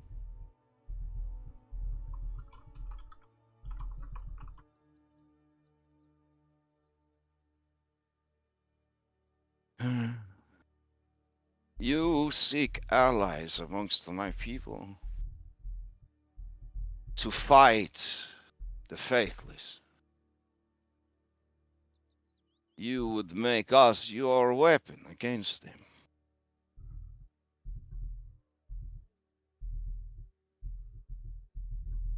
You have seen the children of this village that we are sworn to protect and raise. You have heard my words that our time is running out. You would have us fight now rather than later. To what end? What do you bring, outsiders, that we do not already have? What could you offer us that would give us the hope of victory against our ancient enemy?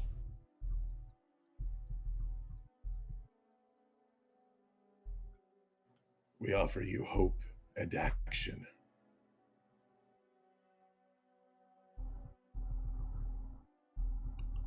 Is it your people's way to fight or to die in your homes?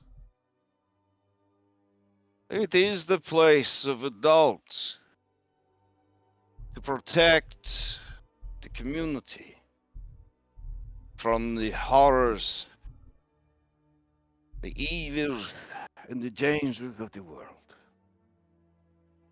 It is war that ruins Delmar. We have moved past a desire for conquest. We live to protect those in our care. And we send the young out to prove themselves. And those that return are strong enough to protect the next generation they will sire. And so we have lived in peace, apart from the world. It is not peace. It is hiding. As you said, if we do Oh nothing... man, as you say that, Chief Einar Ironheart stands up and draws his maul. And he says, you would call Dula a coward in her own home. You would call me a coward in my own home. I will smash your skull as a lesson to others in manners. And he looks like he's gonna bring his hammer down on Shane. Darius will step up. Darius will step up and intercede. All right. We're not coming here to insult. You have a common enemy. We have a common enemy. You want to bring that hammer down? Bring it down on them. Darius will stand his ground. All right, give me an intimidation. You guys cool if I use a fan spell? Yeah. This is definitely a charisma-based one because they are not impressed by your size. Yeah, I figured. Yeah. It's like the smallest of them is what I am. I'm 6'2". Right. He says, this one has fire and iron. But yet you provide no explanation for why you wish us to face this enemy. Other than it is our ancient feud. Dula has said multiple times that she sees the enemy getting stronger. She sees them coming to claim the entire land. They haven't done that yet. Now, if an enemy is constantly getting stronger, now is always the best time to attack. Because now they're at their weakest, or at least the weakest that they're projected to be. Dula says, they are stronger than ever, but they will grow stronger still. To stop them now is to halt them, perhaps forever.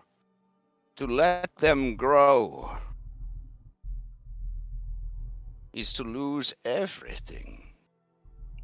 This incredibly handsome and sexy young man. And she looks over at you hornily, Shane Masters. He speaks like a young warrior.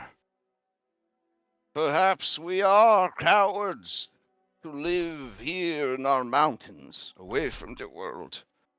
The southern Kavani, we know nothing of their fate. We are a people scattered and divided. Surely, Einar, you know that when the spirits do speak to me, they speak true. What few servants of the Fanes remain respect our loyalty and devotion, and would see us safe. And Einar Ironheart, you see his jaw tremble beneath his ancient white beard. You see his old but toned muscles ripple with anger, and he says, but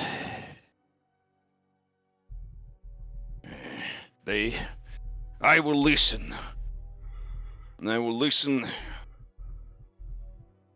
and I will wait to smash gold until it is over. And he sheathed his maul in the magnet on his back, and then he crosses his arms, and he glowers from the shadows of his bear hood. Dula says, "You are outsiders, but you spoke of the Martikovs, the clan of the Raven. It is too late for them. All of them?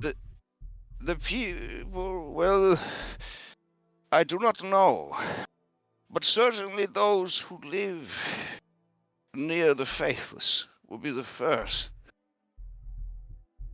to die. Whether they march north Krzik or east to Valakai, I do not know. But they have created a weapon, a champion birthed of the Goltheus tree's seed and sap.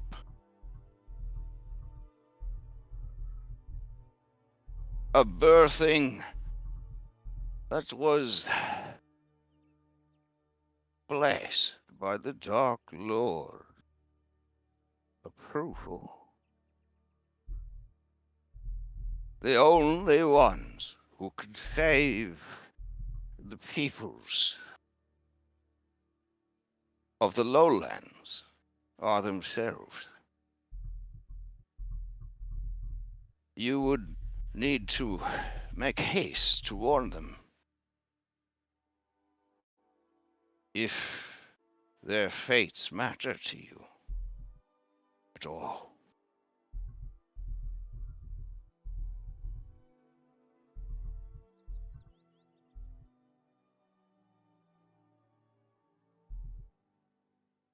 She just lets it hang in the air.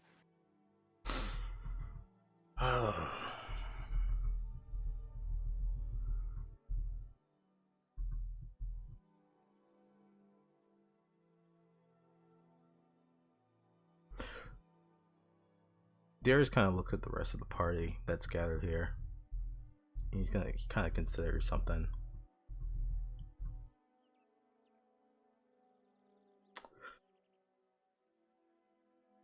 That tree, aside from it being, I guess, a champion or sorry, whatever it birthed was made champion or whatever. It also, there's something that's by it that could help these lands. That was the other reason that we wanted to go and rip it out.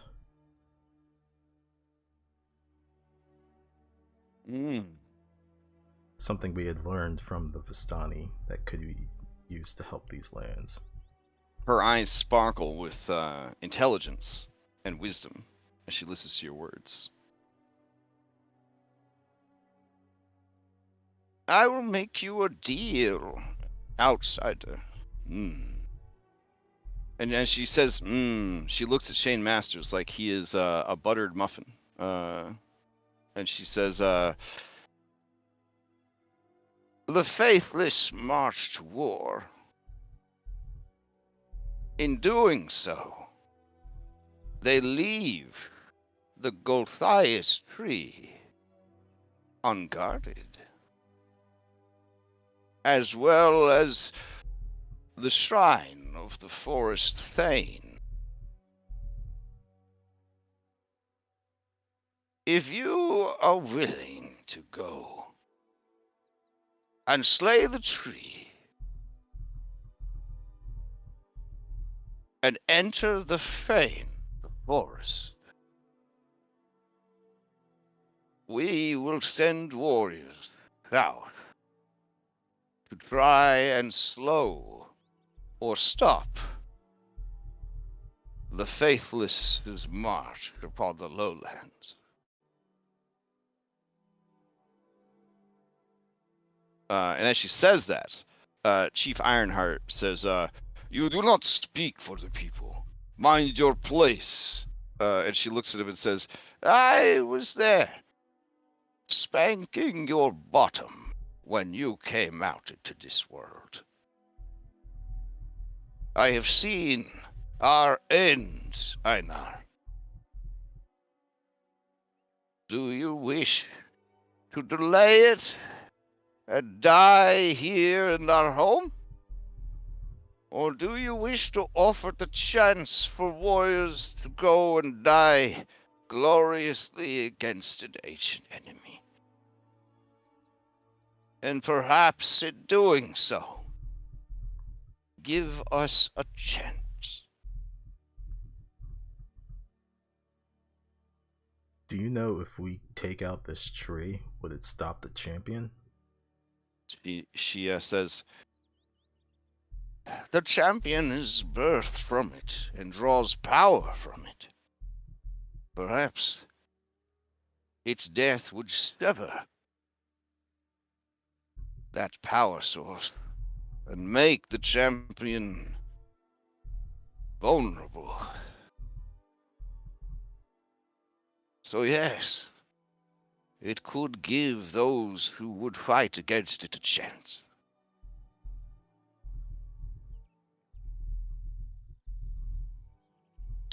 Looks at the rest of the party like, sounds good to me. Time is of the essence. You must set out immediately.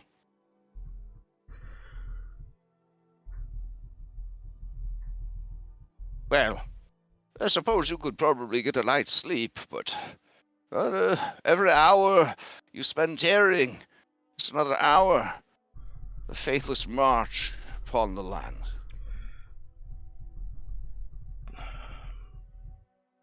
Another thing to ask. We had heard that someone here knew how to cure lycanthropy. Yes, we have many incursions of werewolves trying to spread into our lands. As such, we cultivate a great deal of wolfsbane. And many of our strongest hunters bear silver weapons. And our smith, she is the last in her bloodline of the true silversmiths of ancient Delmar. None can forge true silver better than she. Well, as you saw when we came here, we had a bunch of silver with us. We need to make some nails out of those. Ah, yes, you We know need some the powdered silver as well. you know the ritual then. We spoke with the old lady of the forest. If you seek the hearts of werewolves, you need not worry. If you travel west to reach the faithless, they will find you. That's fine. We'll probably just have a random encounter with them anyway. I mean, that's what she said, but in RP terms. I don't I say that. I don't actually say that. Right. Okay. So she says, Take your silver ore to Sylvia Frostweaver. She will likely understand that time is short, and will give you what silver she already has in exchange for the ore.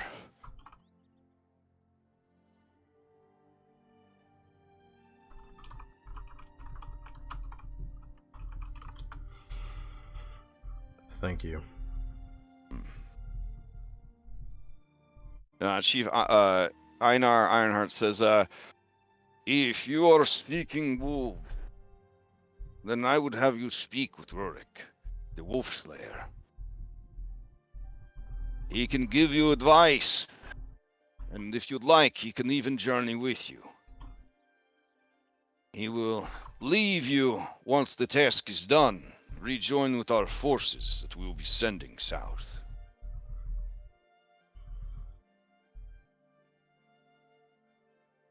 I ask if only one of the lowland settlements could be spared. Krezik or Valakai. Which would you prefer I sent my people to lend aid to?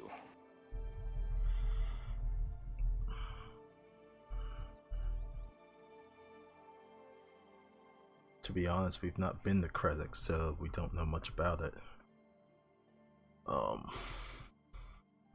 do know that there's a lot of people in Valakai that could use some help, for better or worse.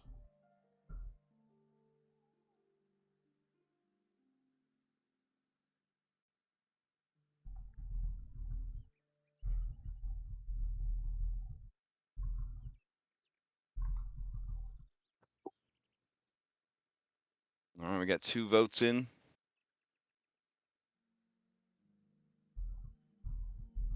Okay, 3 votes. Need 2 more votes. Okay, that'd be the majority then for Valakai. He says, we will send them east along the lake and have them bolster the forces there.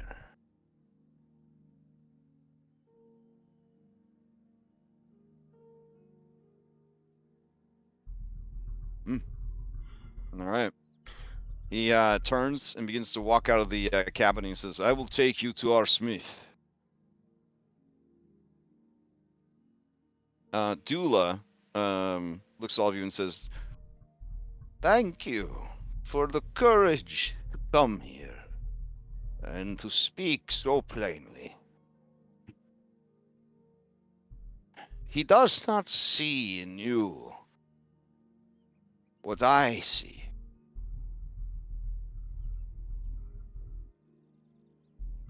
There is a tenacity in you, as of a wounded wolf, that would sooner die than go softly into death.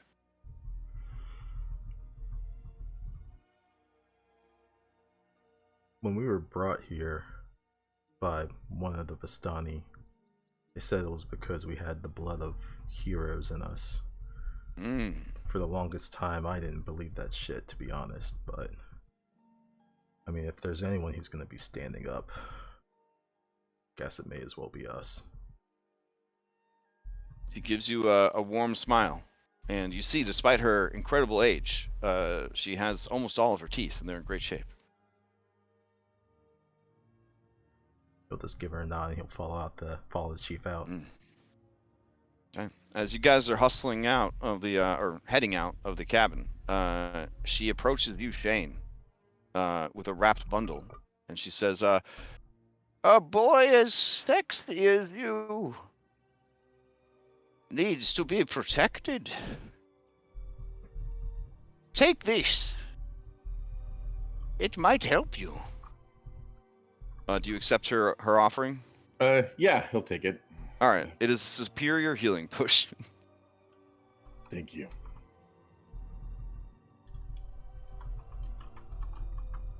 All right. As you go to exit, she just makes a sort of sound. Shane will flex his butt a little. Oh dang! She you hear from behind her, behind you. All right. So as you Don't guys get head a heart out, attack, Lee. yeah, you are brought before Celia Frostweaver.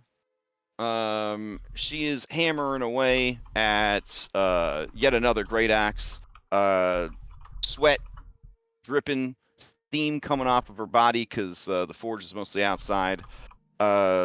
She stops her work and looks over at all of you as you approach. She nods to the chief, and he says, "These are outsiders. They are to be trusted and aided per Dula's instructions.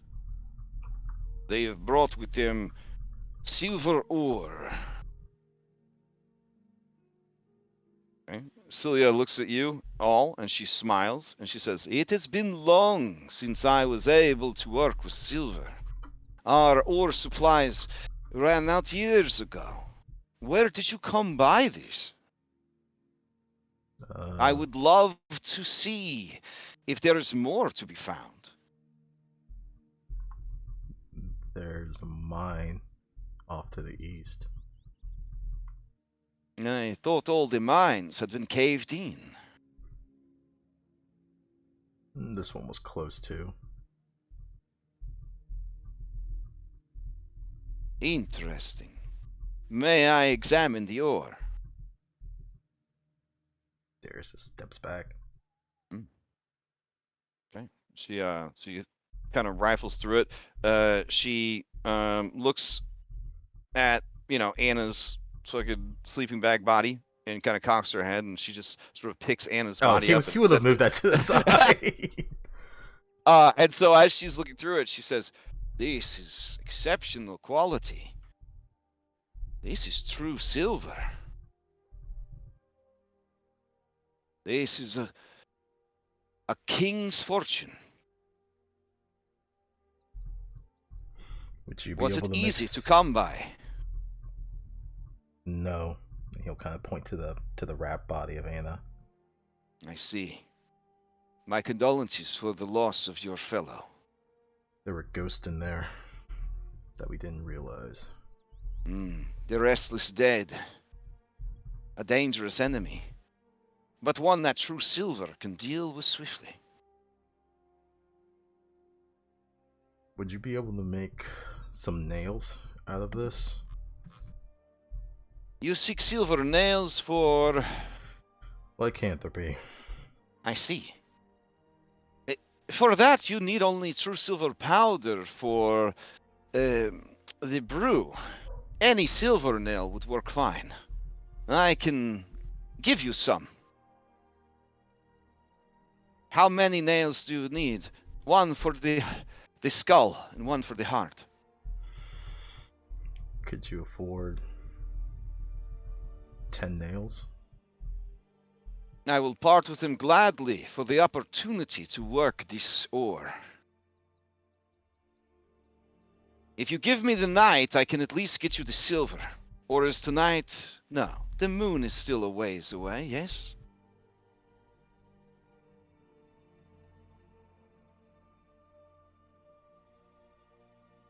Oh, there is time. Yes. How long do you have? I can get you the silvered powder by nightfall. But to work this ore and refine it would take me some time. Even more so to make it into weapons or armor for you. I think we just need some nails for right now. I think we have to leave in the morning. Then you have the true silver powder you need for the brew. Without it, it is hard to resist the pull of the wolf's curse. If you recall, you can lower the DC of the 2 different trials by 5. If you brew wolfsbane into a tea, the trial of the body reduces by 5, and if you mixed true silver powder in, the trial of the spirit is reduced by 5. Yeah.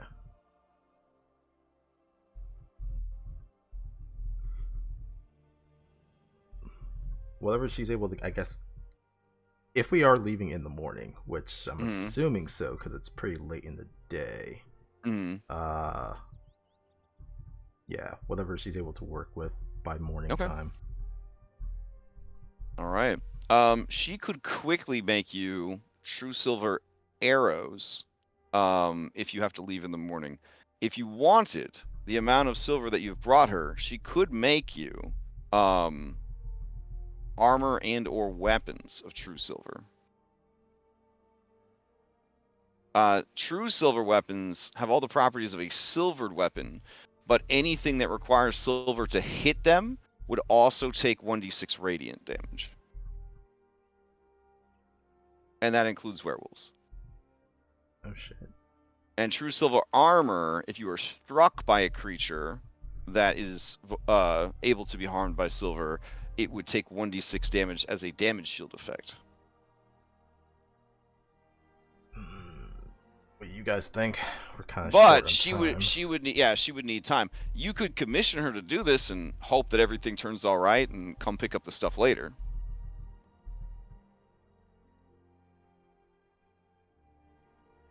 As payment, she asks only that she be able to keep some of it to craft something for the tribe.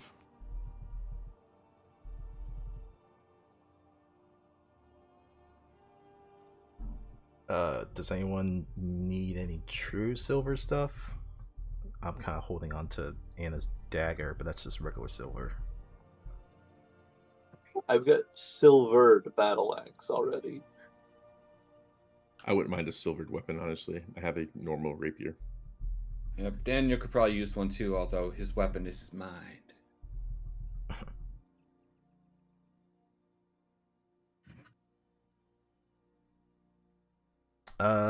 Would this be a complete forging process or just a coating of some weapons with the silver? The weapon would be more durable than a silvered weapon. Essentially, it would be a magical item. She is able to, because she's the last descendant of this line of silversmith, she is able to. The weapons she forges with true silver count as magical items. Ooh, nice. Man, like I said, we're kind of running short on time.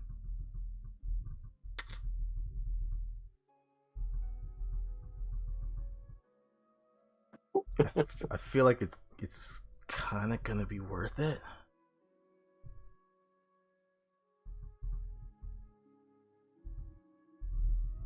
Especially if they count as magic weapons.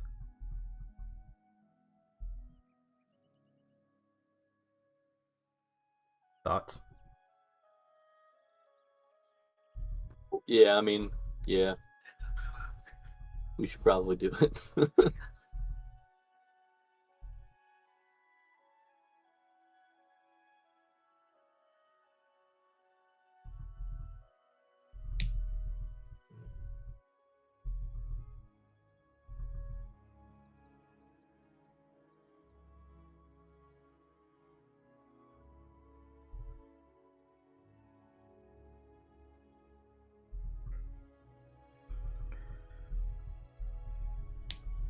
I wouldn't mind a silver coated rapier. I'm fine with. It doesn't have to be true silver, and I could always silver bullets would be pretty badass. I feel like that's going to be a difficult process for the bullets. Yeah, silver. I don't know. I don't ever like really getting like enhanced ammo Just those are because pretty then much- it's fucking gone. Yeah, those are like one and done. But Oh, sorry, I was muted. Yeah. So she can make 1 heavy armor or 1 medium armor and 2 melee weapons, or 4 melee weapons, or any 1 melee weapon can be swapped out for 20 ammo. They do not know how to make bullets.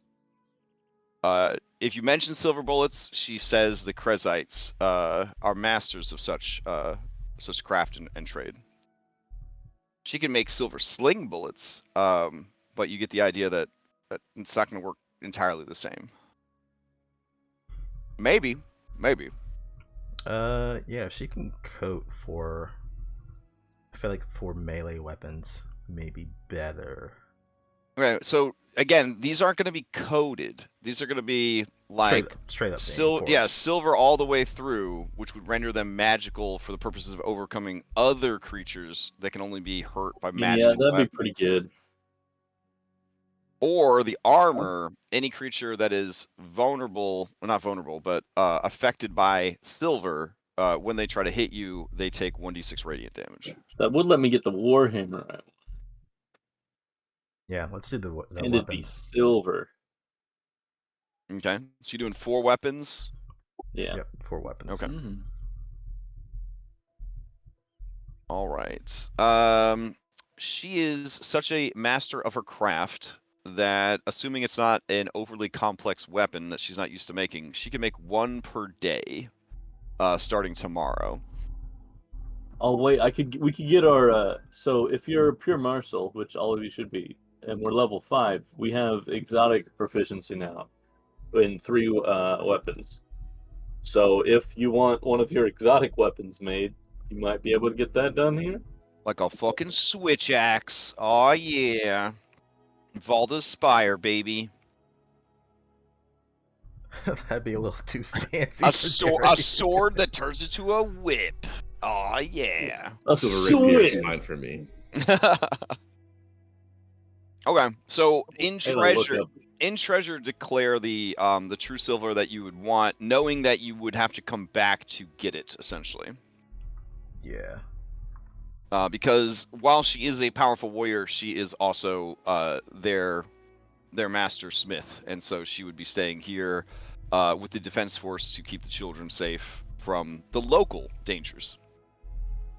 And if word got out that they did not have a lot of defenders, that would be a great time for werewolf and giant raids against the community. So they do need to keep some of their strong people home to take care of the children. That makes sense. All right. This is a town, and it does have an economy. I don't have any stores built for it, but simple, common items that you would want to purchase from the PHB are available here for their standard prices. So if you had some fantasy shopping that you needed to do, this would definitely be a place to do it. Do they have... As far as just silvered weapons, Celia does have silvered weapons for sale. It is the price of the weapon plus 100 gold. Do they have holy water? Do they have holy water? They are druidic in nature, and I think druids can get ceremony. Let me see. Can they? I think you need ceremony to make holy water. Yeah, that's one of the spells to do it. Okay, let's see. Ceremony is a cleric and paladin. So no, they do not have holy water. Do they have a holy water equivalent? A holy water equivalent. They do have a special concoction here that is essentially called Rage Fury. And what Rage Fury is it allows a barbarian to regain their rages on a short rest instead of a long rest. But the item, when consumed, it has gradually detrimental effects. But it is a noteworthy item because it's this is one of the only places you could acquire it. Damn. Well, maybe my next level will be in Barbarian. Yeah, I don't really have anything else to purchase then here. That's for me. I don't know about you guys. Okay. Daniel has no money. Oh, okay. Fair. I think we're a little low on funds. If you're willing to give up those amethyst chunks Oh, yeah, that's that you right. found, she'll give you the 500. She'll give you 500 gold in store credit. Sweet. Oh, yes. So they like trading more than they like currency, so you could assume then that you have 500 gold to work with. So I'll put that in your treasures channel. Put it under Hrafnheim shopping. I guess, do people need to grab some potions? I have one on me. With healing potions, let me check to see how many are available, especially if they're getting ready to march off to war. Yeah, how many can they spare? Okay. They have 4 basic bitch that they're willing to part with, and 1 greater. The basic bitch is going to be 50, and can never remember the price of greater off the top of my head. The greater is going to be 150. Yeah, greater is 150. That's gonna be 350 total. I'm fine with that. Yeah. So 350 of that 500 credit for all the potions. Okay. Probably just throw that onto cart. Yep. Daniel would like to get a couple healers kits and a present for Baylor. Oh yeah, shit. I need healers kits too. Okay.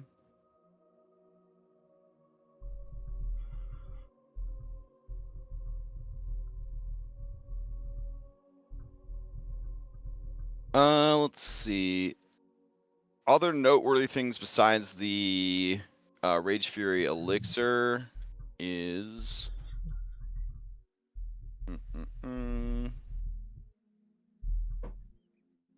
okay. All right. So let's see.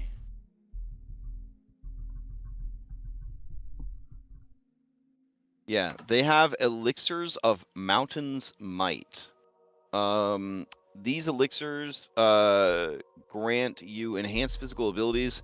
Your strength and con are boosted by 2 for 1 hour. Ooh. Yep. How much does that one cost? They are 100 gold each. So we have 150 left to work with. And they also have something called Serenity Jam. This is a jam that you eat.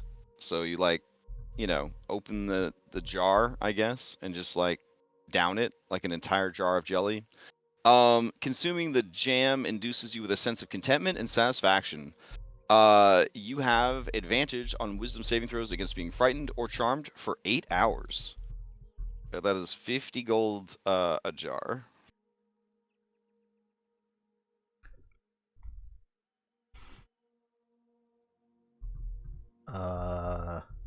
We can get one of those physical potions and one of those jams for what's left. Because that'd be 150. So one of each of those.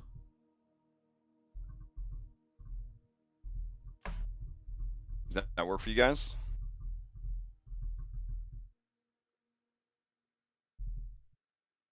Yay, nay? Okay. Right, I'll get you those potions then.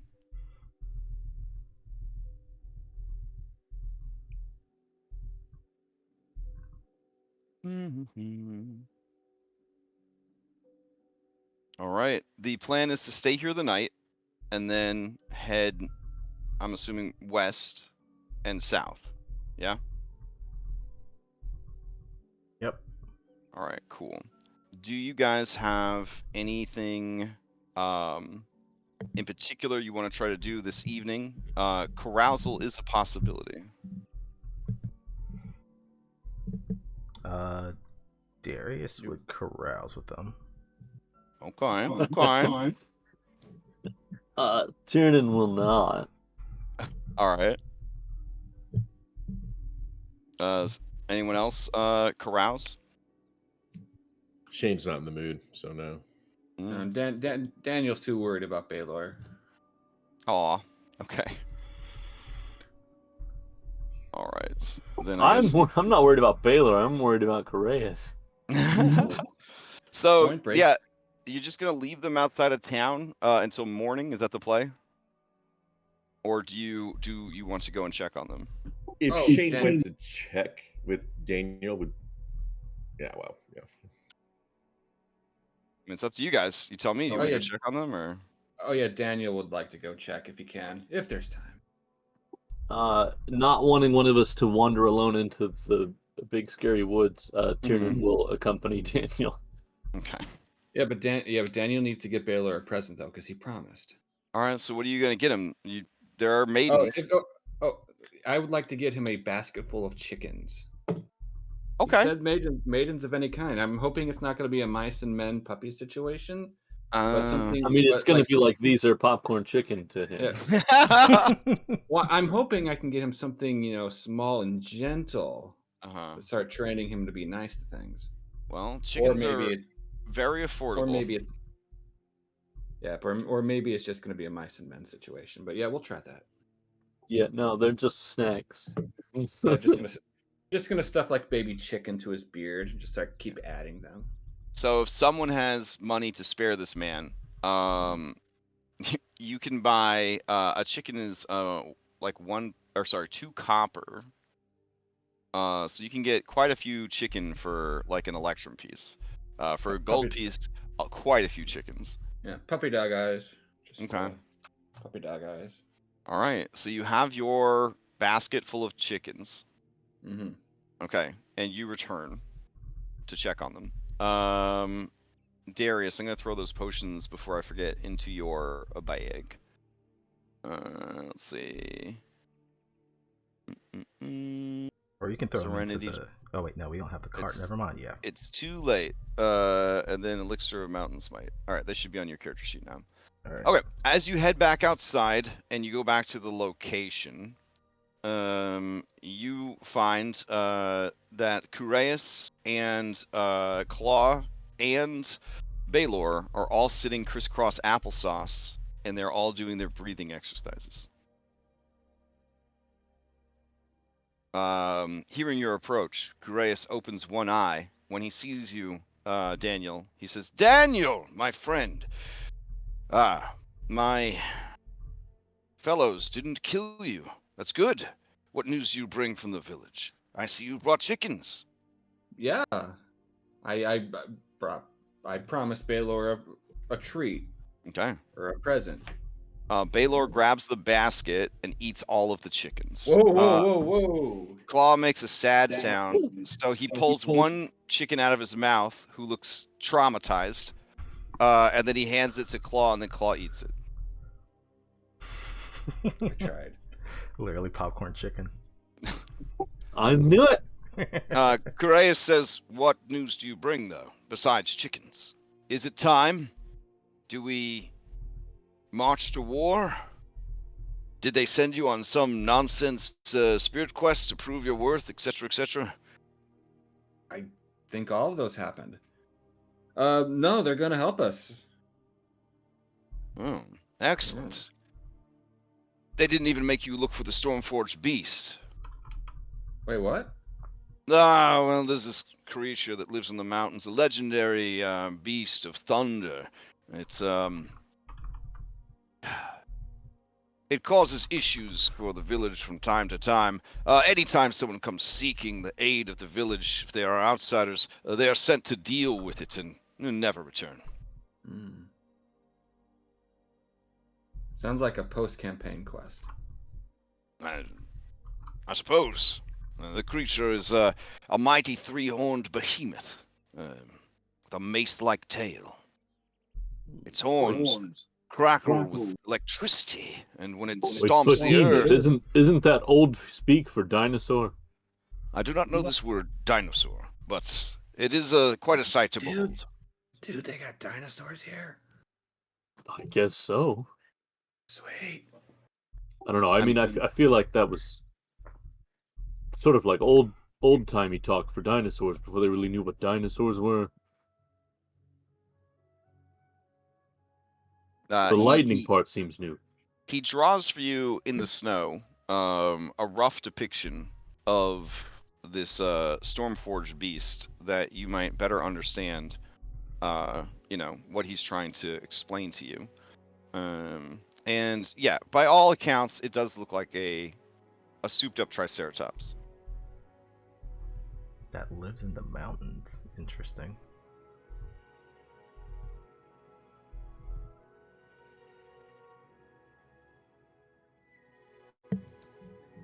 Okay. But yeah, I will. He's a pretty good artist even in the snow, because Correas is pretty good at he's a Renaissance man. So, but that's generally what it looks like.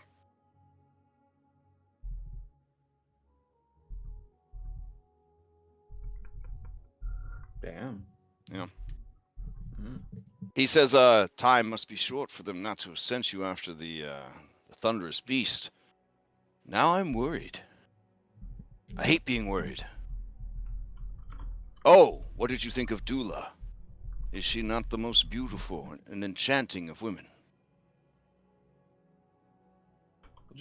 I'll just look at Shane. Shane doesn't say anything or return the look. I am a man who loves He was freedom. very nice. I like my men boyish and my women seasoned.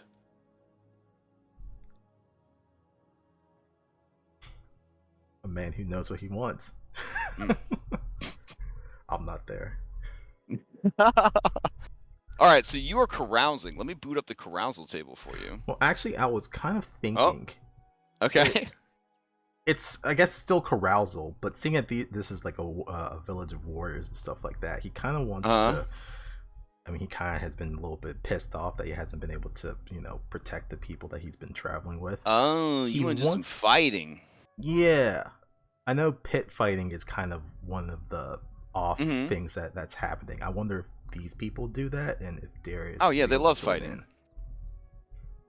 Yeah, you could just do that instead of Yeah, that's fine. Ugh. All right, for that, just give me a strength athletics check. All right.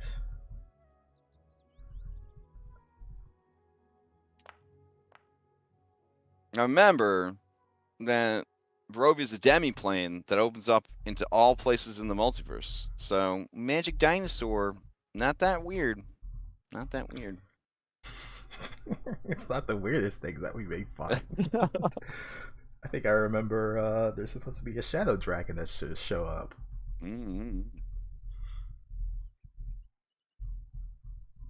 Oh, Thought, what are you doing all the way over in the margins, buddy? You always get into trouble. Thought is definitely in hibernation in his backpack apartment. It's too cold up here. He does tell you that it's cold like this on the way to the Amber Temple. Well, we know exactly where that is now. Not even on a possibly slightly better map. Yeah. All right. Give me that athletics check. Anybody else doing anything that evening? Otherwise, you would advance to the next day. 19. All right. 19. Oh wow. Okay. I must be out of sync with everybody. I didn't see the roll. Yeah, 19 is great. You best other warriors. You are not bested yourself. And you gain the respect of the community. A certain silversmith likes what she sees and approaches you after the fight to offer you a different type of wrestling. A distraction from the worries of the world and the war that is to come. He's not going to turn her down. Okay. Though she's probably a half foot taller than him. It doesn't matter. Doesn't matter. No, I'm just thinking death by snoo. That's all I'm hearing in my head right now. Fair enough. Noticing these attentions that you are getting, Mackenzie does try to put the moves on a certain Shane Masters. Oh. Well, Shane State turns around. But how to phrase? Does Mackenzie look like she wants to go through that, like do this, or does she look like is she throwing him a bone? Like like. Okay. Yeah, give me an insight check. Something we all roll when other humans are nice to us. Yeah. Go for it. And he has advantage on any because of the I think it's jaded. If she's trying to deceive him in any sort of way, he would have advantage on that roll. So okay.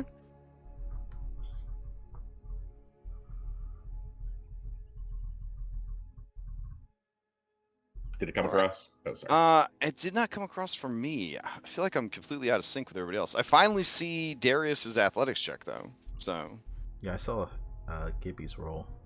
Okay, so and it's private. So yeah, it's private, but I saw the I can't tell you what it says.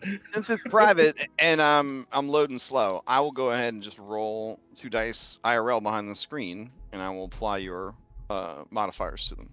Sounds good. All right. You get the sense, Shane Masters, that she is seeing Darius kind of go off with Celia Frostweaver, this super badass muscle lady, fantasy smith kind of deal, and people dying left and right, and the future uncertain, and are you even gonna live through the next day?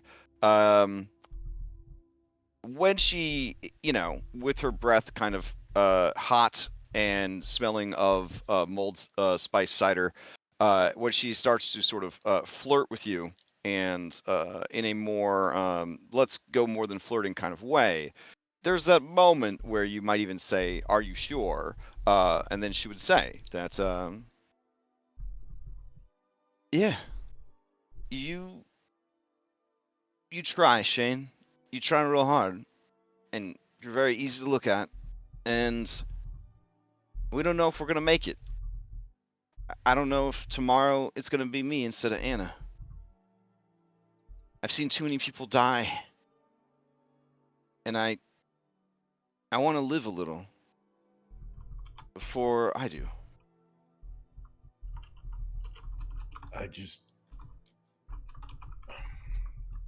Mackenzie, I want you to know that I'm not a consolation prize. Consolation prize? What do you mean? He'll look over at Darius and just kind of. We grew up together. We're like friends since we were kids. Shane, a guy and a girl can be friends. They could be best friends without any romantic or sexual stuff. It really can happen in the future. I promise you. Then, and he'll kind of put his self-doubt away, and he will go in for the kiss. And okay. Fade to black, of course, after that. Yeah. Many barbarians in the background hoot and holler and cheer. And one old woman goes, "Damn it." All right. So, Irenia, seeing all this amorous behavior, she approaches you, Tiernan, and she says, "Well, I mean, I listened in on Mackenzie's speech about any of us could die anytime, etc., etc. So I'm gonna need you to make like sweet love to me all night, like just toss me around, pick me up like you did that one time, the whole deal." She pulls no punches. I love it. All right, where we headed? She leans in, and her lips brush against your furry cheek, and she says, "And there may be some light choking." And then she pulls you into a sort of they have like a common house, like a big, festival house in the center. She kind of pulls you into like a side room built into that, and it just kind of fades to black. Daniel, do you stay with Coreus and Baylor overnight at their small camp, or do you go and stay in the Kavani village? Would I still get a long rest out? Yeah, I would say you Okay. are close enough to their settlement that it would count as a long rest. Oh yeah, he'll stay. He'll stay with Baylor all night, Mhm. talking to him, burning through his side points. Mhm.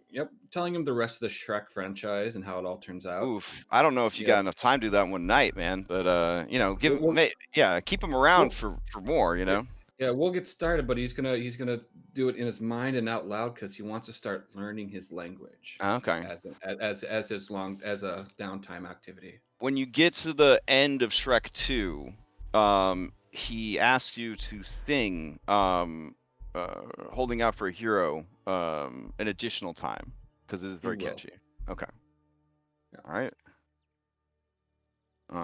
Kureus listens intently to this the story, and he says, "Your world has so many stories to tell. None of these really happened, or they did happen." Well, no, they're all stories. Some of them. Well, Some of stories are them. based on Oh the yeah, some deeds of of them. our ancestors. You know that you know these Shrek tales so well. Are you a descendant of Shrek? No, we have lots of free time and lots of movies. I suppose, based on your stature, you would be a descendant of what was that man's name? Humperdinck. Sure, he'll say. Yeah, that's what he does. Farquaad? What was the king in the first tale you told? Oh yeah, King Farquaad. He was compensating for something, if you know what I mean. He had that big tower. Kureus, his giant barbarian dong hanging out of his loincloth in the snow, says, "I don't understand. What would a man need to compensate for?" Well, sometimes when a person is small, they don't feel good about it, so they've got to have something else that's big. That Like may their be courage. That's right. I see. Yeah. So Yes. someone maybe who is, kind of small in stature would have a big house. A friend of mine growing up was small. He did not return from his spirit quest to become an adult. None were Well, no. surprised. Yeah. Yes, the small men of the world need to be protected and cherished. And he looks at you across the small campfire because it's apparent to them that you will die of exposure if they do not have a campfire, so they're going to risk it. Mm-hmm. I mean, body heat. Yeah, he smolders at you over the campfire, raising an eyebrow. He's gonna start talking about that Puss in Boots spinoff. Okay, fair enough. All right. The Puss in Boots spinoff friend zones Coreus firmly. All right. Mm-hmm. It does not require an additional patch to get friend zoning of Coreus possible. I'm looking at you, fucking Gale. Anyways, all right. So, with that, the night passes. The night passes. All right. Is this place considered a sanctuary? This is a sanctuary. You gain the benefits of a long rest. Fuck yeah. Finally get rid of that stress we've had forever. Yes. So, depending on how much she gets thrown around by Tiernan, Irina will lower her exhaustion by 1. She gets thrown around exactly 1 less time than it would take her to not be able to lose 1 point of exhaustion. Like falling 9 feet instead of 10 feet. This guy plays Dungeons and Dragons. All right. Okay. Man, are you tracking Mackenzie's recovery on her arm? Like, is she ever gonna get better? I think she actually did finish that when we were last in Valakai, if I recall. Hell yeah. All right. I guess these are my first wounds I've survived. Do I just? What a sentence. Does the bloody wound just go away on the long rest, or do I gotta dedicate to that? let's open the recovery. All right. So you receive a wound. You recover from one wound after each successful rest. After completing a long rest with modest accommodations, which a campsite sadly is not going to be modest accommodations, you may roll a DC 15 Constitution saving throw successfully. You can recover a second wound. So you'll get rid of the one wound you have. So in your inventory, you have wounds. You definitely want to delete one now. Those wounds are giving you cumulative penalties to all your stuff. Okay. So if you go to inventory, you search wound, you want to delete one of those. How many do you have out of curiosity? Oh, I've just got the bloody Okay. wound I got from Baylor. All right. Yeah, it's not Fair in my enough. inventory, but it's I've got the effect for it. It should be in your inventory. Maybe it's under features. Let's see. Yeah, it's under it's under features. It'd be a Okay. passive Oh, there we passability go. under feature. Okay.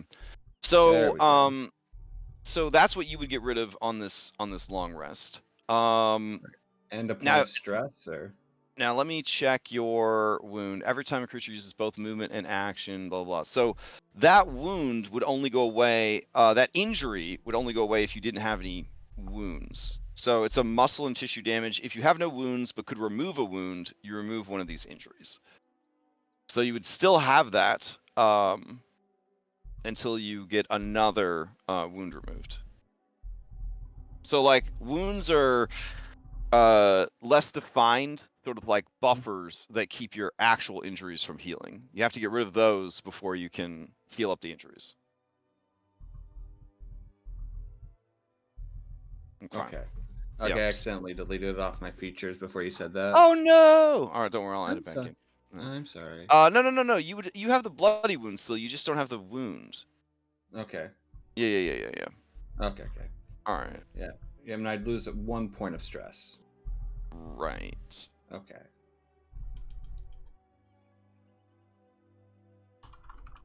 Getting better all the time. All right. Sweet. Everyone else seems to be good to go. All right, great. I'll advance time to the next day. You know, I'm actually kind of curious. I guess since he's spending time with Silja,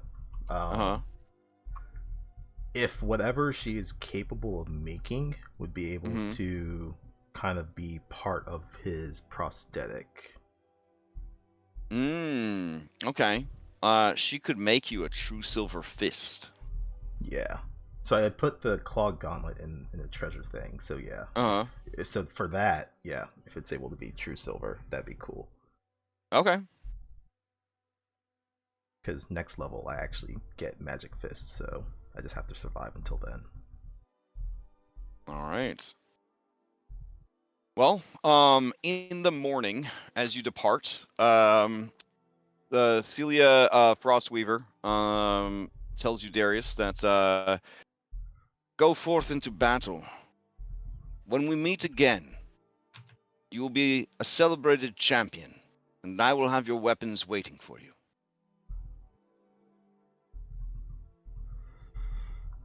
Thanks, and best of luck here. We will keep the children safe, as you bring an end to our ancient enemy.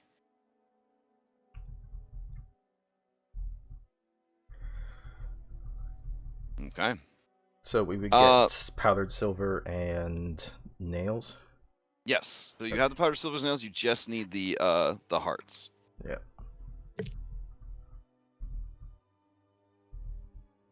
All right.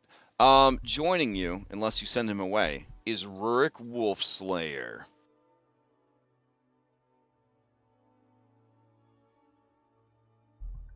Some have pointed out to Rurik that if he's a wolf slayer, it'd be cooler if his animal mantle was a wolf and not a bear. But as a bear totem barbarian, he has to stay on brand. So, all right. He looks at all of you and says, "The chief has told me that I am to travel with you until you have bested 5 werewolves."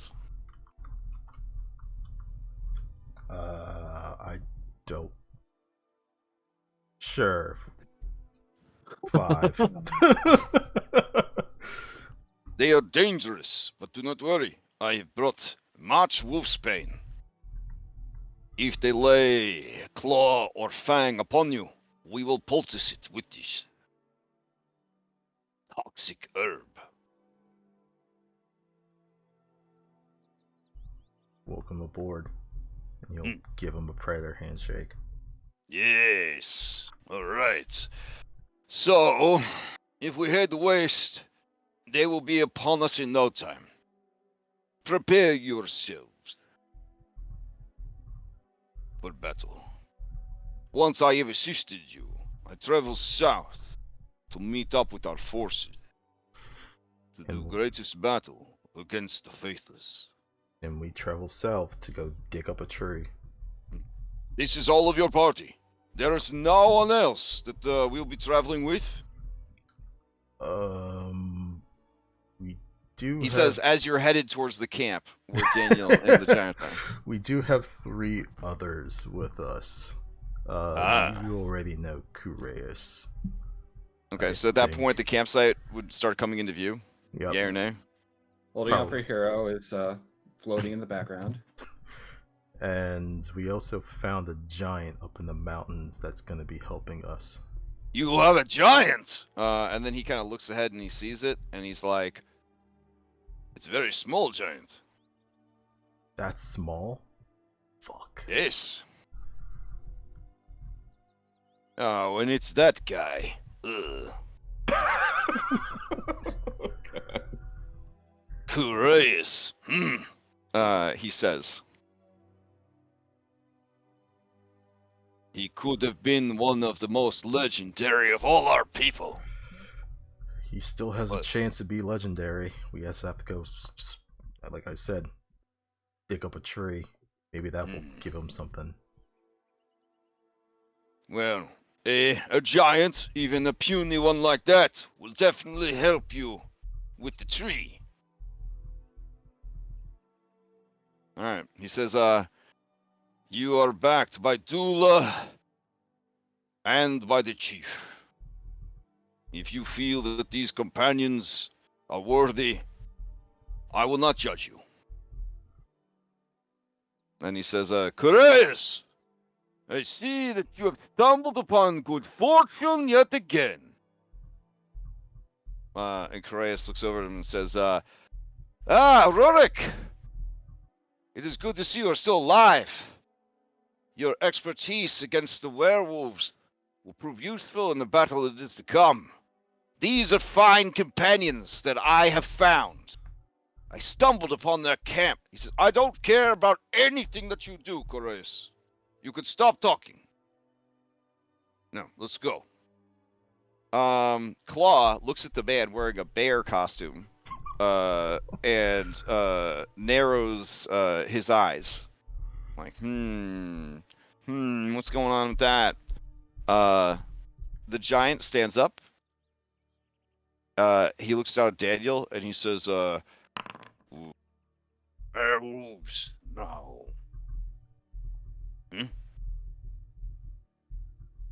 Oh, I'm sorry, that didn't catch that. Werewolves? Yeah. all right. And you guys set out. Right. We're close to time, but I'm gonna see what you encounter. I'm gonna map your course, as it were. All right. All right. I made some goat into some cook's treats here. If anyone wants some temp HP. Otherwise, Claw's getting him to calm him down. We're doing food training, treat training. So from your current location, you guys could probably go over to map for this one. From your current location, you can head down along the river towards the lake. That would be the fastest way, but it might be less chances of werewolves. Or you could beeline it right across the wilderness, would probably increase your chance of running into werewolves. Either way, it is 18 miles to the mysterious tower. that's marked on your map. And then from the mysterious tower, you are now on the main roads of Barovia. And depending on where you wanted to go next, you could head, it looks like, 19 miles to the Wizards of Wine, or you could follow the road all the way down and just walk right up their front driveway to this place called Yester Hill, which is where the tree is located, a journey of 31 miles from the old tower. I think we just need to go direct. So going from... I'd be lying if I wasn't curious of stopping at the old tower. Go through the woods, hit I mean, the you're tower. literally going to walk right past it. But... Yeah. So go to the tower.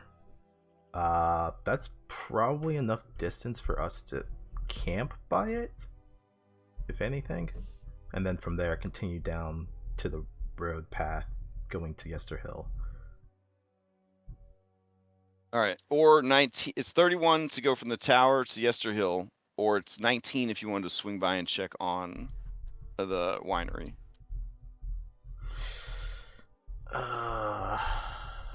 And then from the winery, it is 9 miles to Yester Hill. Darius would be worried about the Markovs, so he would bring that up. He would want to check and see what happened to them. Okay. If everyone's cool with that. Anybody not cool with that?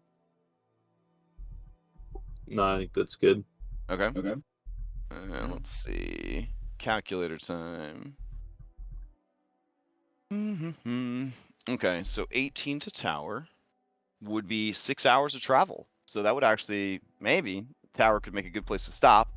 But you would also be near the main roads. So I'd probably recommend continuing to travel on the roads for a while before calling it a day. I don't think there's any chance, even if you just went straight there, for you guys to make it in one go.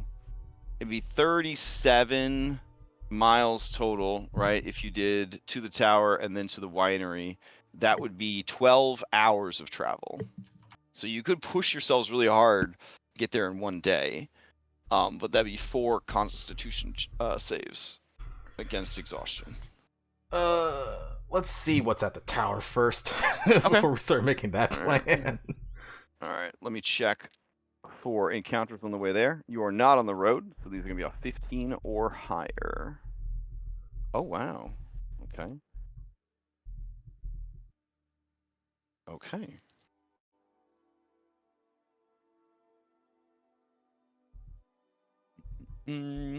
All right. So, after 5 hours of travel, about midday, the howling starts, and Rurik tells you they have our scent, a large pack. I hope you're ready. And that's where we'll leave off. We'll start next session with you guys not being ambushed, but knowing that werewolves are coming. And we don't have these silver weapons yet, right? You could have purchased. I said that they sold regular silver weapons there for 100 GP. Right, we don't have like our pure ones though. Yeah, yeah. We The just pure, have the whatever we had before. Yeah, well, I'm just gonna shoot.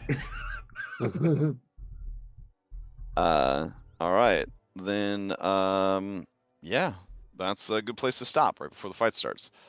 And I mean, a fight against werewolves in the middle of nowhere. Who knows who might jump in on a fight like that or be attracted to it? I don't know.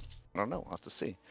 And then you only have an hour to travel to get to the tower. Tower is a pretty interesting location. Pretty excited for next week to see that. And this time, fighting the werewolves, you have more abilities, more hit points, and also you have a lot of Wolfsbane on hand.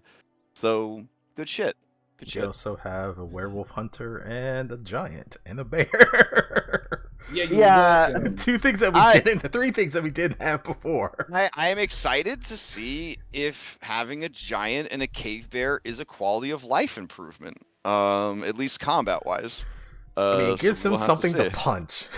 Yeah, Does, yeah. does the bear count as a He land can vehicle? eat everything but the hearts. The bear can be ridden, but it would require a high animal handling to convince it to do so, because it has never been ridden in its life.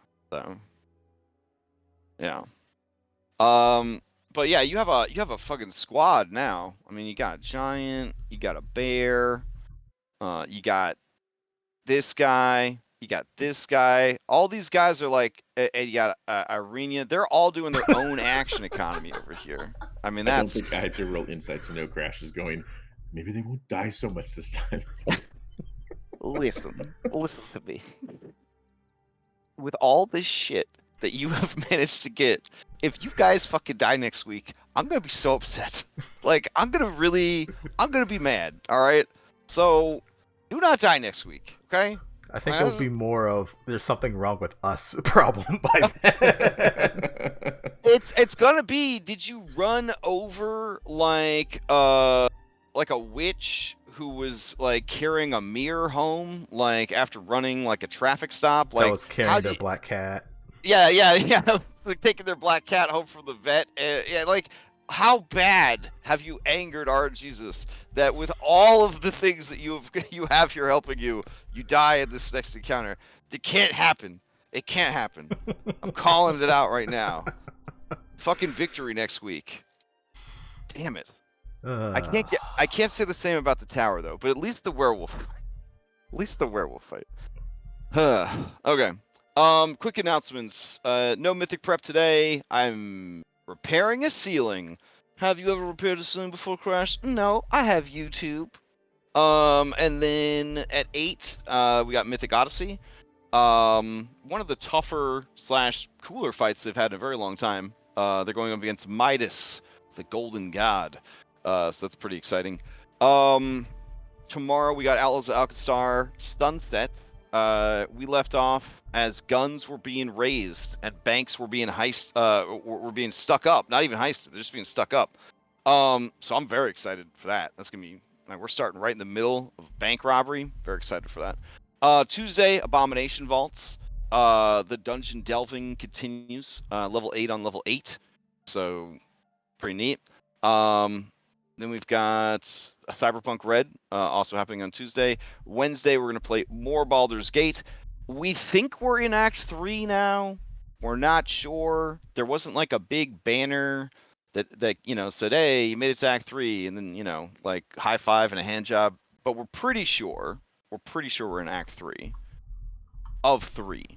I'm being told that the titular Baldur's Gate might actually be in Act 3. We will see. And then Thursday, Curse of Strahd Nightfall. They are doing completely different things in a completely different place than you guys. And it's very fascinating because all 3 groups are now doing radically different things. It's very, very neat. Not sure we're doing anything on Friday.